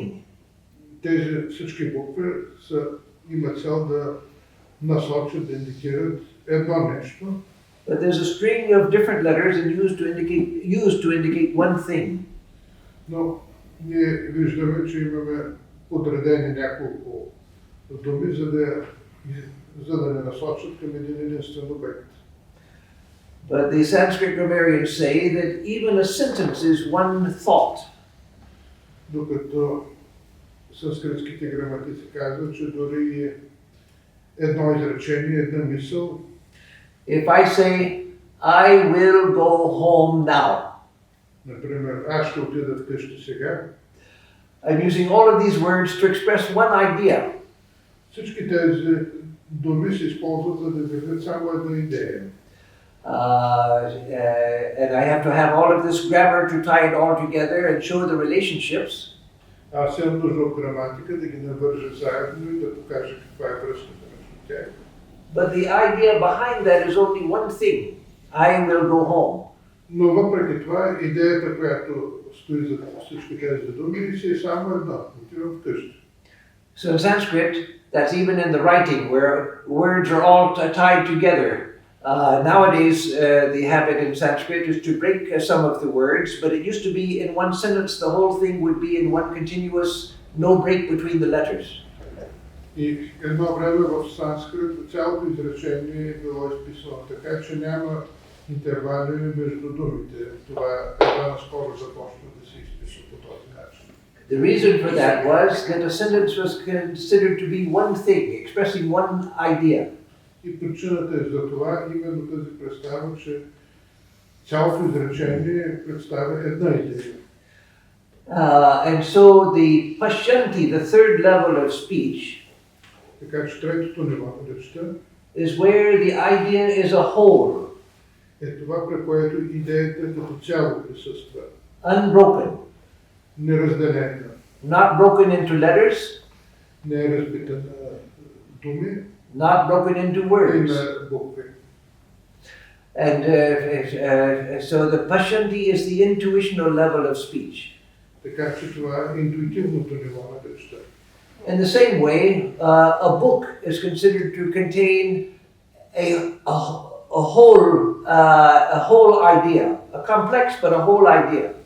Така и за една книга ние можем да забележим, че макар и по доста сложен начин, тя всъщност иска да ни представи една идея. Behind a book, if the book has been created as a whole, behind the book there is one idea. За цялата книга, в която тя наистина е създадена като цялостна книга, стои една идея. And that idea is expressed in words, in sentences, in paragraphs, in chapters. Тази идея, разбира се, е изразена не само с букви, с думи, но и с цели абзаци, глави и т.н. At the level of pashyanti, this third level of speech, which is very high, there are not words, there are not concepts, there are not sentences. На това ниво на речта няма думи, няма изречение, няма отделни фрази, But the idea which is being expressed through words and sentences. а една идея, която е изразена с думи и изречения. And so when we repeat the mantra, with long practice, usually with long devoted practice, we come to the mental level of speech. И когато ние практикуваме дълго и посветено мантра, то ние можем да достигнем до това интуитивно ниво на речта. And then with further practice, we come to this level of pashyanti. И ние можем да достигнем до това ниво на речта, именно с такава дълга практика. Where the inner meaning of the mantra is revealed to us. И тогава вътрешният смисъл на мантрата ни се разкрива. And then if we dwell there at the level of pashyanti long enough, И ако ние стоим на това ниво достатъчно дълго време, the mantra takes us to the fourth level of speech. мантрата ще ни доведе до следващото ниво на речта. Parawak, which means supreme speech. Т.е. върховната реч. Parawak is Brahman from the standpoint of speech. Това може да се рече, че е Брахман от гледна точка на речта. That is the absolute, looking at it from the standpoint of speech. Това е абсолютно погледнато от гледна точка на речта. So coming back to Om, Така че връщайки се към Ом, Om, as I say it now, is Vaikari, spoken speech. Ом, така както го чувате, това е просто изречена реч. And then I meditate mentally on Om, and I come to the mental level of speech, where it's just spoken mentally. Когато аз медитирам, то мога да достигна до менталната реч. And then through a repeated meditation on the mental level of Om, I come to the third level, Pashyanti. След продължителна медитация мога да достигна и до следващото интуитивно ниво. And so I said at the level of Pashyanti, you see the meaning of a particular word or a particular mantra or a particular idea. И на това ниво вие вече разбирате истинския смисъл на мантрата. But you see it as a reality, not as a concept. И за вас тогава вече тя е реалност, а не някаква концепция. So at that level, if one realizes Om at the level of Pashyanti, what does one see? И ако човек осъзнае Ом на това ниво, какво ще види? One sees that the meaning of Om is everything. И тогава той ще осъзнае, че смисъла на Ом е всичкото.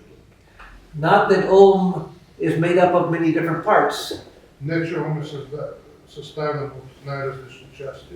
but Om is the meaning of everything. Ом означава целостта на всичкото. Everything here at this level of existence that we live in Всичко на това ниво на съществуване, в което ние се намираме, is a broken piece of Om, a little bit of Om. е някаква малка частичка отчупена от Ом. Again, Bhartrihari, the great grammarian, said that the real name of everything is Om. И затова прочутият граматик, как така да казва, че истинското име на всяко нещо е Ом. And because its real name is Om, its real name is Brahman, the infinite reality. И понеже то е Ом, то същевременно е Брахман, т.е. върховната реалност. So when one comes to the Pashyanti level of Om, one sees that Om means И когато човек стигне до това ниво на речта, то тогава човек разбира, че Ом означава, Om means God. че Ом означава Бог. In the beginning was the Word, and the Word was with God, and the Word was God. В началото беше Слово, и Словото беше Бог, и Словото беше Бог. So Om means God. Така че Ом означава Бог. Om also means Brahman, the profound depths of God, which is the Absolute. Ом също означава Брахман, върховният абсолют, неговата дълбина. So Om takes us to the Nirguna, the Absolute. Ниргун, Ом не довежда до Ниргуна, т.е. абсолютът без качество. But Om also means the universe and all possible universes. Но Ом също така означава и Вселената, и всички възможни вселени. Because as St. John said, out of the Word came all that is. Защото, както казва Йоан, от Словото възникна всичко това, което е. So Om means God, Ishvara, the personal God, God as person. Така че Ом означава Ишвара, това е личностния Бог. It means Brahman, the Absolute, beyond personality. Също така е Брахман, който е абсолютно отвъд личностното. And it means all possible universes, because all universes have come out of Om. А също така и всички възможни вселени, защото всички те проистичат от Ом. So that one word Om Така че една само дума Ом, is, if one realizes it, is everything. ако ние стигнем до това ниво на осъзнаване, тя наистина е всичко. There is nothing outside of Om. И няма нищо вън от Ом. So when I say Om, everything is outside of Om. It's just a word in the mouth. Когато, ако разглеждаш тя просто като една дума опостатен, то тогава изглежда, че всичко е вън това. But I'm talking about the realization of Om at this high level of spiritual experience. Но аз говоря за най-висшето ниво на осъзнаване на това какво е Ом. So at that level one begins to hear the real Om and one begins to understand its meaning. И на това ниво човек започва да чува истинският Ом и да осъзнава неговият истински смисъл.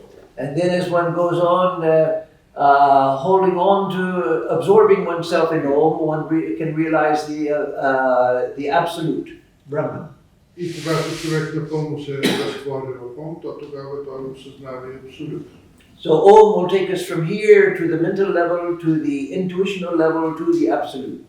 Така че Ом може да ни преведе през всички тези нива и да стигнем до абсолюта. So every mantra, every genuine mantra, Така че всяка автентична мантра has that power also because every mantra is connected to Om. може да направи същото, понеже тя е свързана с Ом. But there are mantras for Ganesha, Но има да ги кажем мантри, които са обращени към Ганеша, mantras for Shiva, мантри за Шива, for Krishna, for the Divine Mother, Кришна, Божествената майка и т.н. etc. And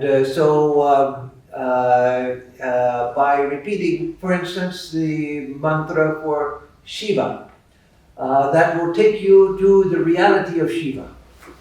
Така мантрата, свързана с Шива, ще ви отведе в реалността с Шива. And through Shiva, one comes again to the Nirguna Brahman. И чрез Шива човек пак може да достигне до Ниргуна. That is, Brahman as the absolute. Тоест Брахман като абсолют без качество. Because all of the deities are faces of the absolute. Защото всички божества това са различни образи, различни лица на абсолюта. At the level of the deity, each one is different from the other. Ако останем на ниво разни божества, то тогава всяко едно от тях е различно от другите. So Ganesha is not Shiva, Shiva is not the Divine Mother, Ганеша не е Шива, Шива не е божествената майка, but each one of them is the absolute. но всеки от тях представя аспект на абсолюта, Which is beyond all differentiation. който е отвъд всякаква диференциация. And so because of that, each deity is actually all of the other deities. И по тази причина всяко божество всъщност представлява всички останали божества. So, for instance, as we heard in the beautiful chanting at the beginning, И тъй както чухме в изпълнението, в това красиво изпълнение в началото, Ganesha is seen as the creator, the preserver, the destroyer of the universe. Ганеша бива виждан като създател на Вселената, като този, който я запазва и този, който я разрушава. But Ganesha is also seen as all of the deities are Ganesha.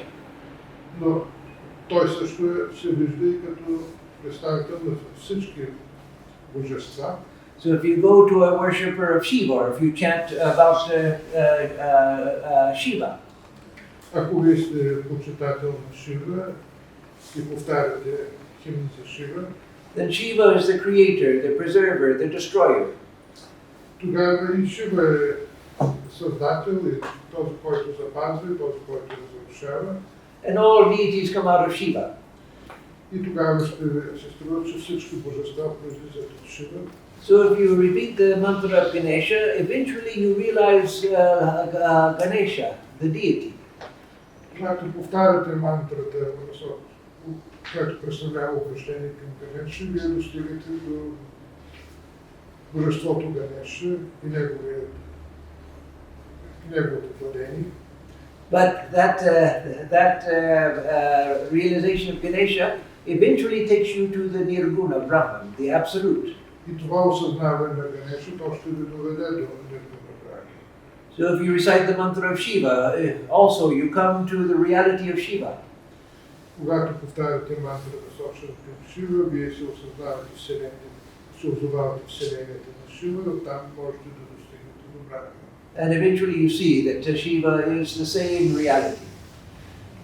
И може в един момент да видите как Шива, той също тази върховна реалност. So, most mantras that are given, not all, but most meditation mantras that are given, Така че повечето мантри за медитация they begin with Om. започват с Ом. Again, not always, but usually a meditation mantra begins with Om. Не е задължително, но повечето от тях наистина започват така. Why? Защо? Because Om is everything. Защото Ом е всичко. So you begin with the whole. Вие започвате с цялото. And then you get a bija mantra that is a sound syllable. И тогава следва биджа мантра, която е сричка, която е определен символ, Which is the essence of the deity. която е същността на някое божество. Whether it's the bija mantra of Shiva or Ganesha or the Divine Mother or whomever, И става дума за биджа мантра, която може да е Шива, да Ганеша, Божествената майка и т.н. and so Om, then the bija mantra, then the name of the deity. Така че виждаме следната структура. Ом, биджа мантра на съответното божество и след това името на божеството. So, for instance, there is the bija mantra Aim. Например, биджа мантрата Айм, That is the bija mantra for the Guru. тя е биджа мантра за гуру, It's also the bija mantra for Saraswati. но също и на Сарасвати. And sometimes it is used for a particular deity, another deity also. А понякога може да бъде свързано и с друго божество. And so you mention Om plus Aim. In the case if the bija is Aim, you use Om plus Aim plus the name of the deity.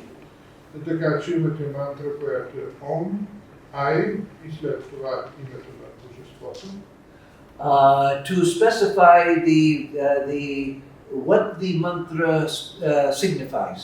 Така че да се уточни какво точно означава тази мантра. Is it for the Guru or is it for Saraswati? Дали ние се обръщаме към Гуру или към Сарасвати. And Guru and Saraswati are related because the Guru gives wisdom and Saraswati is the goddess of wisdom. Гуру и Сарасвати са свързани, защото Гуру дава мъдрост, а Сарасвати е богинята на мъдростта. And so you say Om, Aim plus either Guru or Saraswati or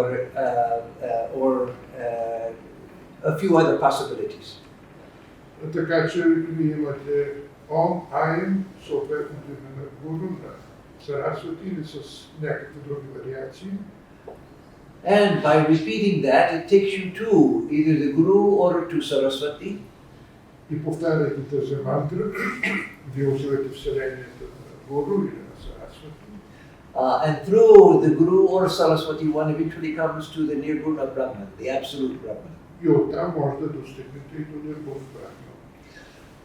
The Guru and again, Aim is the bija which indicates the wisdom aspect of the divine. Айм, това е биджа мантра и на аспекта на мъдростта на Божественото. And so there are several other famous bijas which are used for different deities. И има съответно и други популярни биджа мантри. And the mantra again has been realized by sages in deep states of meditation. Тези мантри, те са били разкрити на мъдреците в състояние на дълбока медитация. And realized as identical with the deity. И те са осъзнати като идентични на съответното божество. So let me say two more things. I know time is getting on and I want to leave time for questions, but let me address two more things briefly. И да се спрем на още две неща. I want to talk about how to get a mantra, the usual way of getting a mantra, and then I want to talk about the pronunciation of the mantra. И това е как ние да получим мантра и как да я произнасяме. So the way of getting a mantra, of course, one can take one from a book. Разбира се, вие може да прочетете за някоя мантра в книга, There are two problems with that. но тук има два проблема. Not that it's dangerous, there's no danger in doing that, but there are two practical problems with it. Не, че е опасно, но има два проблема на практическо ниво. One problem is that you read in a book and you find a mantra in the book and you say, oh, I like that. Прочитате в някаква книга, някаква мантра, тя ви харесва. And then you practice it. Maybe for a few months you practice it. И после започвате да повтаряте продължение на месеца. But then nothing is happening. Но установявате, че нищо не се случва. And you begin to have doubts. Започвате да имате съмнения. You know that I just picked it out of a book because I wanted to pick out a mantra. Вие сте взели от книга, защото сте искали да намерите мантра. And so you begin to think maybe I should have picked another mantra. И почвате да се чуете дали не трябваше всъщност да избера друга мантра. And so you go back and think, well, maybe let me try this one. Отваряте книгата и се чуете дали да не изберете някоя друга. And after some time you think the same thing, well, I don't seem to be getting anywhere, so maybe that one was also a mistake. Let me try a different one. И процесът спокойно може да се повторя, потрети. So if you get a mantra through the process of initiation from a teacher that you respect, Но ако сте получили мантрата в процес на посвещение от учител, когато вие уважавате, now you have a commitment. това е едно посвещение от ваша страна. Вие сте приели това като един дълг. The Guru, who is much wiser than I am, Пред вас има учител, който е безкрайно по-мъдър от вас. has given me this mantra and said, this is for you. Ми е дал тази мантра и ми е казал, че тя е за мен. And so now I have a sense of commitment. It's not me who in my possible foolishness I just picked out something randomly. И тогава вие нямате съмнение, че сте избрали просто така заради невежество, а сте вече посветен да практикувате точно тази мантра. But a wise Guru has given it to me and told me to practice it. Вие сте получили от един мъдър учител и той ви е казал да я практикувате. And so I have a sense of engagement. И това е едно състояние на вече на обвързаност между вас и тази мантра. So that's one problem with picking out a mantra. And the other problem I can describe very quickly. Има и още един проблем. The other problem is that a mantra from a book has not been enlivened by somebody's practice. Една такава мантра от книгата, тя не е оживена от ничия практика. It's just written printed on a piece of paper. Тя просто е отпечатана върху хартия. But in initiation, if we have a proper Guru, Но в процеса на посвещението, ако вие получите тази мантра от истински гуру, the Guru gives a mantra which has been enlivened through long practice. вие получавате мантра, която вече е оживена от една дълга практика. And the Guru gives the mantra with spiritual power, И той ви дава тази мантра заедно с духовна сила. which doesn't come just from a book. А това вие не може да го получите от книгата. So again, it's not dangerous to practice by choosing something from a book, it's just that it doesn't have much power. Така че нека да повторим, няма никаква опасност от това да, ако почнете да практикувате мантра, видя от книга, но най-вероятно тя няма да има никаква сила. So there are four purposes to initiation in which one receives a mantra. Така че има 4 смисъла в това човек да получи посвещение с мантра. One thing is you become a part of a tradition. Първото е, че вие се превръщате в част от една традиция. And that's a problem for many modern people who don't want to belong to anything. Това може да е проблем за някои съвременници, които не искат с нищо да се чувстват обвързани. But the value of that is that if you have respect for the tradition, Но пък ако вие уважавате традицията, then you have respect for the things coming from that tradition. вие ще имате уважение към това, което е от тази традиция. And so it gives, and because through that tradition, the mantra has been practiced by many great people. И поради тази традиция, тази мантра е била практикувана от множество велики хора. So the first thing is you become a member of a Guru Parampara, the transmission from Guru to disciple. И вие ставате член на тази верига на предаване на апостол от учител на ученик. Which for traditional gurus, that means it goes back for thousands of years, a lineage of transmission. И ако отидете при някои традиционни учители, това означава, че вие се свързвате с някаква традиция, която прави 1000 години, може и повече.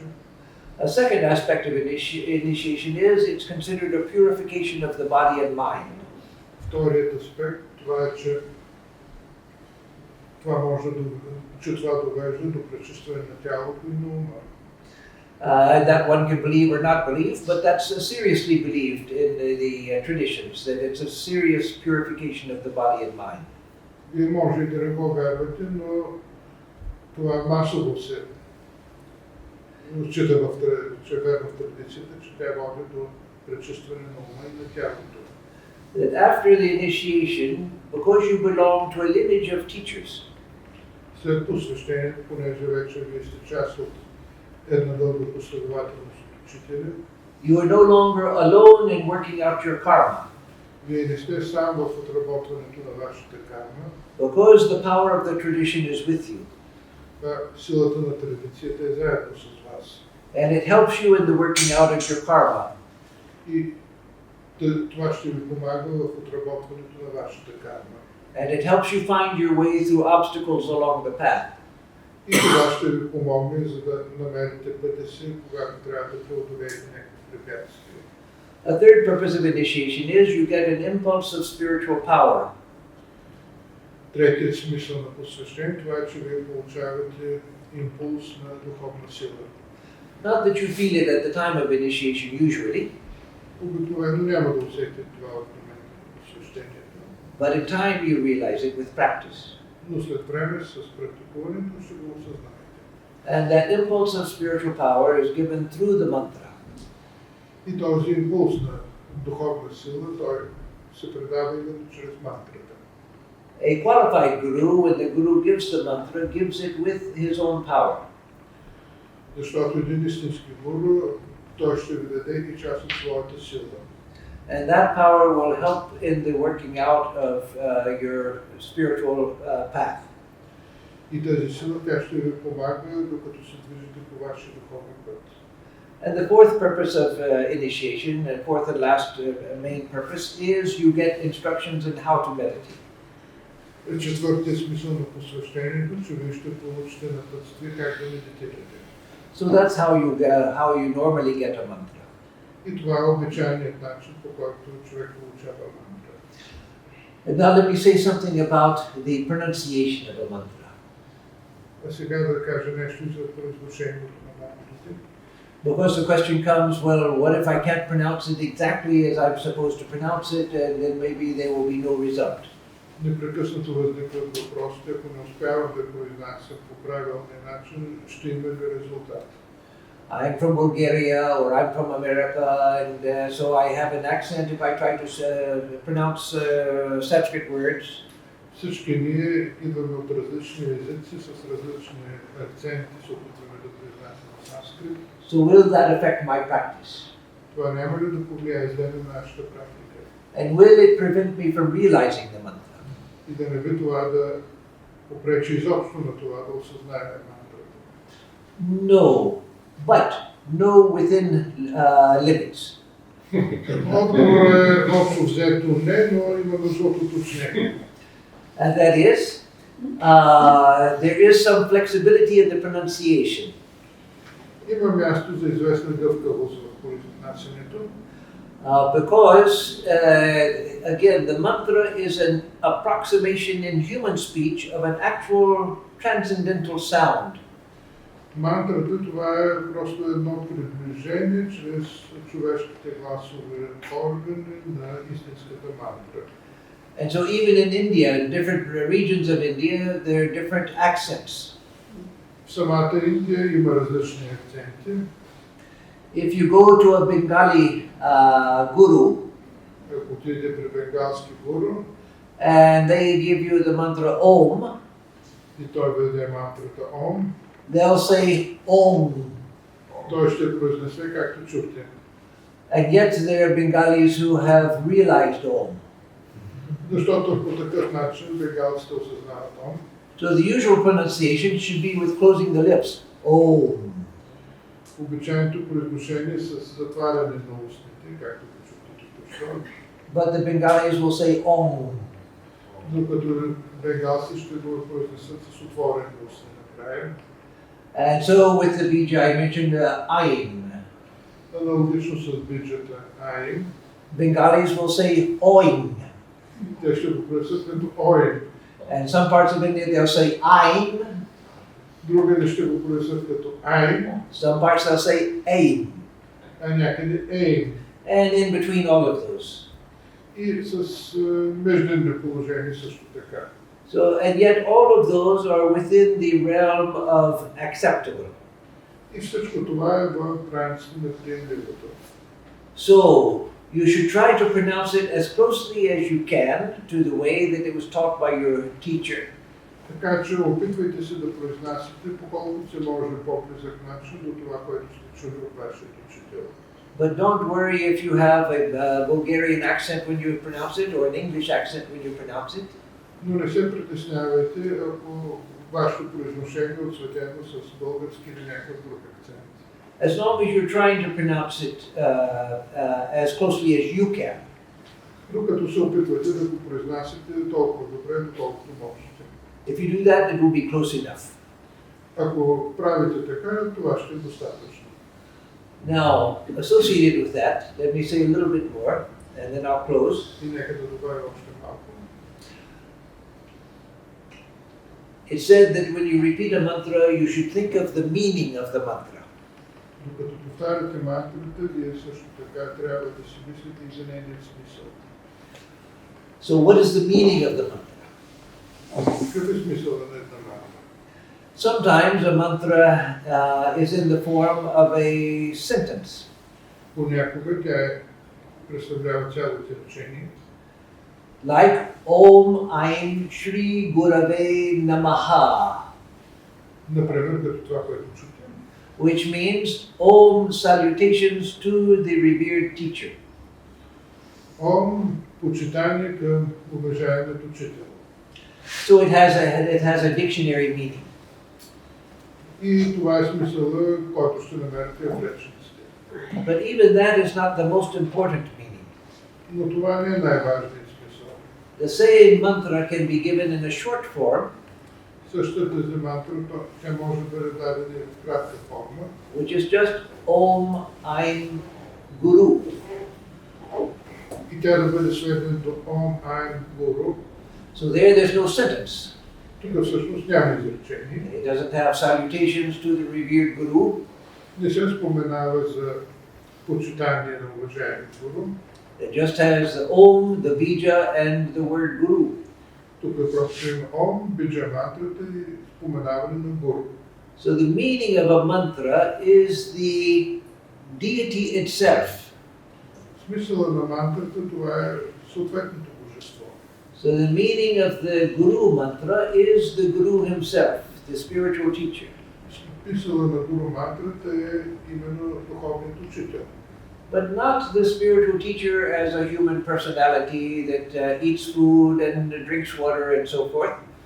И в случая не става дума за човешкият аспект на съответният учител, който яде, пие и ходи край нас. The true Guru is God himself or the divine itself. Истинският гуру, той е самият Бог, божественото пред нас. Who instructs us through the Guru. Божественото ни напътства чрез гуру. So we can think of the form of our human Guru Така че ние можем да си мислим за физическата форма на нашия учител, as we recite the mantra. докато произнасяме мантрата. But we should think of him not as a human personality, but as the divine teaching us, or the divine teacher in the human group. Но не бива да се помисли в човешката му форма, като представител на Божественото. If I practice the Saraswati mantra, Ако аз практикувам Сарасвати мантра, the meaning of the Saraswati mantra is Saraswati herself, смисъл на тази мантра е самата богиня Сарасвати, the goddess of wisdom. богинята на мъдростта. If, like in our tradition, I recite the Ramakrishna mantra, В нашата традиция аз ще произнасям, например, мантрата за Рама Кришна the meaning of the Ramakrishna mantra is Ramakrishna himself. и нейният смисъл, разбира се, е самият Рама Кришна. If I recite the mantra of Holy Mother Sri Sarada Devi, Ако произнася мантрата на Сарада Деви, the meaning of the mantra is the Holy Mother herself. то тогава нейният смисъл е самата Сарада Деви. So, when the time of initiation, the Guru says, repeat the mantra and think of the meaning. Така че по време на посвещението Гуру дава мантрата и мисълта за нейния смисъл. The meaning is the deity indicated by the mantra. Смисълът това е съответното божество, за което се отнася мантрата. Because the mantra is the deity itself. Защото мантрата тя представлява и самото божество. There's a very interesting thing I read in a book many years ago. Бях прочел нещо много интересно преди доста години. There was a Greek American who went to Mount Athos to see the monastery, Orthodox monasteries there. Става дума за един грък, живеещ в Америка, който отива на Том. And among other monasteries, he went to, I forget the name, Panteleimon or something like that, the great Russian Orthodox monastery on Mount Athos. И той отива в манастира на Свети Пантелеймон, който се брои за руски манастир. And there one of the old monks told him Един от старите монаси му казал, that in our monastery, the tradition is handed down from the experience of our elders. в нашия манастир традицията ни е дадена от това, което нашите учители са ни дали, са изживели. That the name of Jesus is Jesus himself. И те са ни казали, че името на Исус е самият Исус. Now that's a very strange thing. Това е доста странно. That's not something that you would just make up. Това не е нещо, което човек така ще се го измисли. That comes from inner experience. Но става дума за нещо, което идва от вътрешно изживяване. That the name of Jesus that I repeat in my deep meditation is Jesus himself. Това да кажем, че името на Христос, което аз повторям, това е самият Христос. So that's the idea of the Hindu mantra or the Buddhist mantra, that the name, the mantra is the deity itself. И това е смисъла на всички тези мантри от Индия, цяла Индия, че те са идентични на божеството, от което са отправени. Not something just to indicate the deity. Не просто някаква асоциация с божеството. So as one repeats the mantra, one can think that this sound that I'm repeating, that this sound is the living deity. Всъщност човек се свързва с живото божество. So my whole being is being purified and transformed by the presence of the deity in this sound. И цялото ми същество тя бива пречистено, трансформирано заради присъствието на божеството. Now the last thing that I'll say, and very briefly, is, and then if you have any questions, that the question comes up, well, Sanskrit is a sacred language. To the Jews, Hebrew is a sacred language, and it is a sacred language. And so there are some languages which are considered sacred languages, which belong to different traditions. But all I know is English, or all I know is Bulgarian. So what do I do? Различни хора считат, че има различни свещени езици, като евреите, например, и други такива. Всички ние си говорим различни езици. Какво да правим в този случай? No, you can think in your own language. You can think, you can pray in your own language. Ви може да мислите и да се молите всеки на собствения си език. The mantra you should use in the languages given to you, and of course in the Hindu tradition, or in the Buddhist, or Sikh, or Jaina tradition, it will be given in Sanskrit. В Индия мантрата, която ще получите, тя ще е на санскрит. And the Jesus mantra is given in different Orthodox languages, usually. Мантрата за Исус, тя е в различни православни езици. And yet it's effective. И тя работи независимо на кой език е произнесена. And so say the mantra in the language is given to you. Казвайки мантрата на този език, на който ви е дадена. But when you think about things, when you meditate on ideas, when you pray, that you can do in your mother tongue. Когато медитирате, когато се молите, вие това може да оказвате на вашия майчин език. Because that is what gives you the most meaning. Защото това ви дава най-много смисъл на вас. You can learn Sanskrit, you can study Sanskrit, you can learn it well. Може добре да научите санскрит. But generally you'll find that your mother tongue is where the meaning is most natural to you. Но на вашият майчин език смисълът ще е най-близък до вас, най-силно ще ви говоря. And so that's the most effective. И ще бъде съответно най-ефективен. Again, the mantra is one thing, that should be in the language that it's given. Така че мантрата трябва да бъде практикувана на този език, на който ви е дадена. But prayer and meditation can be in your own language. В молитвата и медитацията могат да бъдат на вашия собствен език. Unless, of course, you're using a Vedic prayer or the Gayatri mantra or something like that, where the Sanskrit has a special power. Освен, разбира се, когато става дума за мантри като Гайатри и други, където санскрит наистина дава особена сила. Okay, so I will stop here. Let me see if there are any questions before we get up.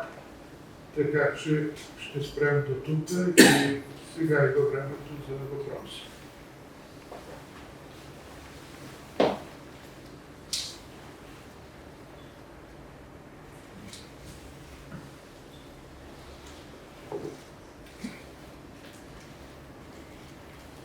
Ще стане ясно. И никой не смее да се даде въпрос. That's okay. No need for questions, but if you have any, you're welcome to ask. Or if after we get up you think of a question you want to come ask me privately, that's okay too.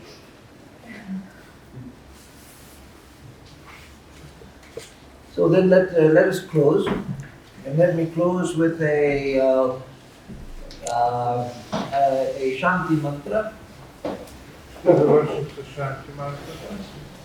I won't do it in the strict Vedic chanting style, but in a modified Vedic chanting style, which I learned from a great Swami. Ще изпълня в ведически стил, но така както съм получил от един голям Свами. And the prayer repeats Shanti over and over again.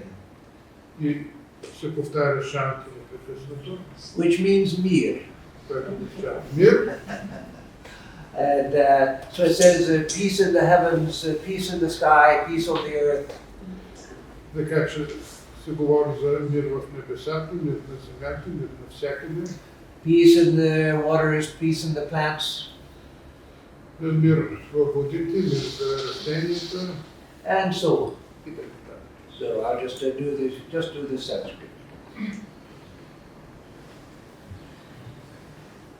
Om Dyo Shanti Antariksham Shanti Prithvi Shanti Apa Shanti Oshadaya Shanti Vanaspataya Shanti Vishwe Deva Shanti Brahma Shanti Sarvam Shanti Shantireva Shanti Sama Shantiredhi Om Shanti Shanti Shanti. Oh mir, mir, mir.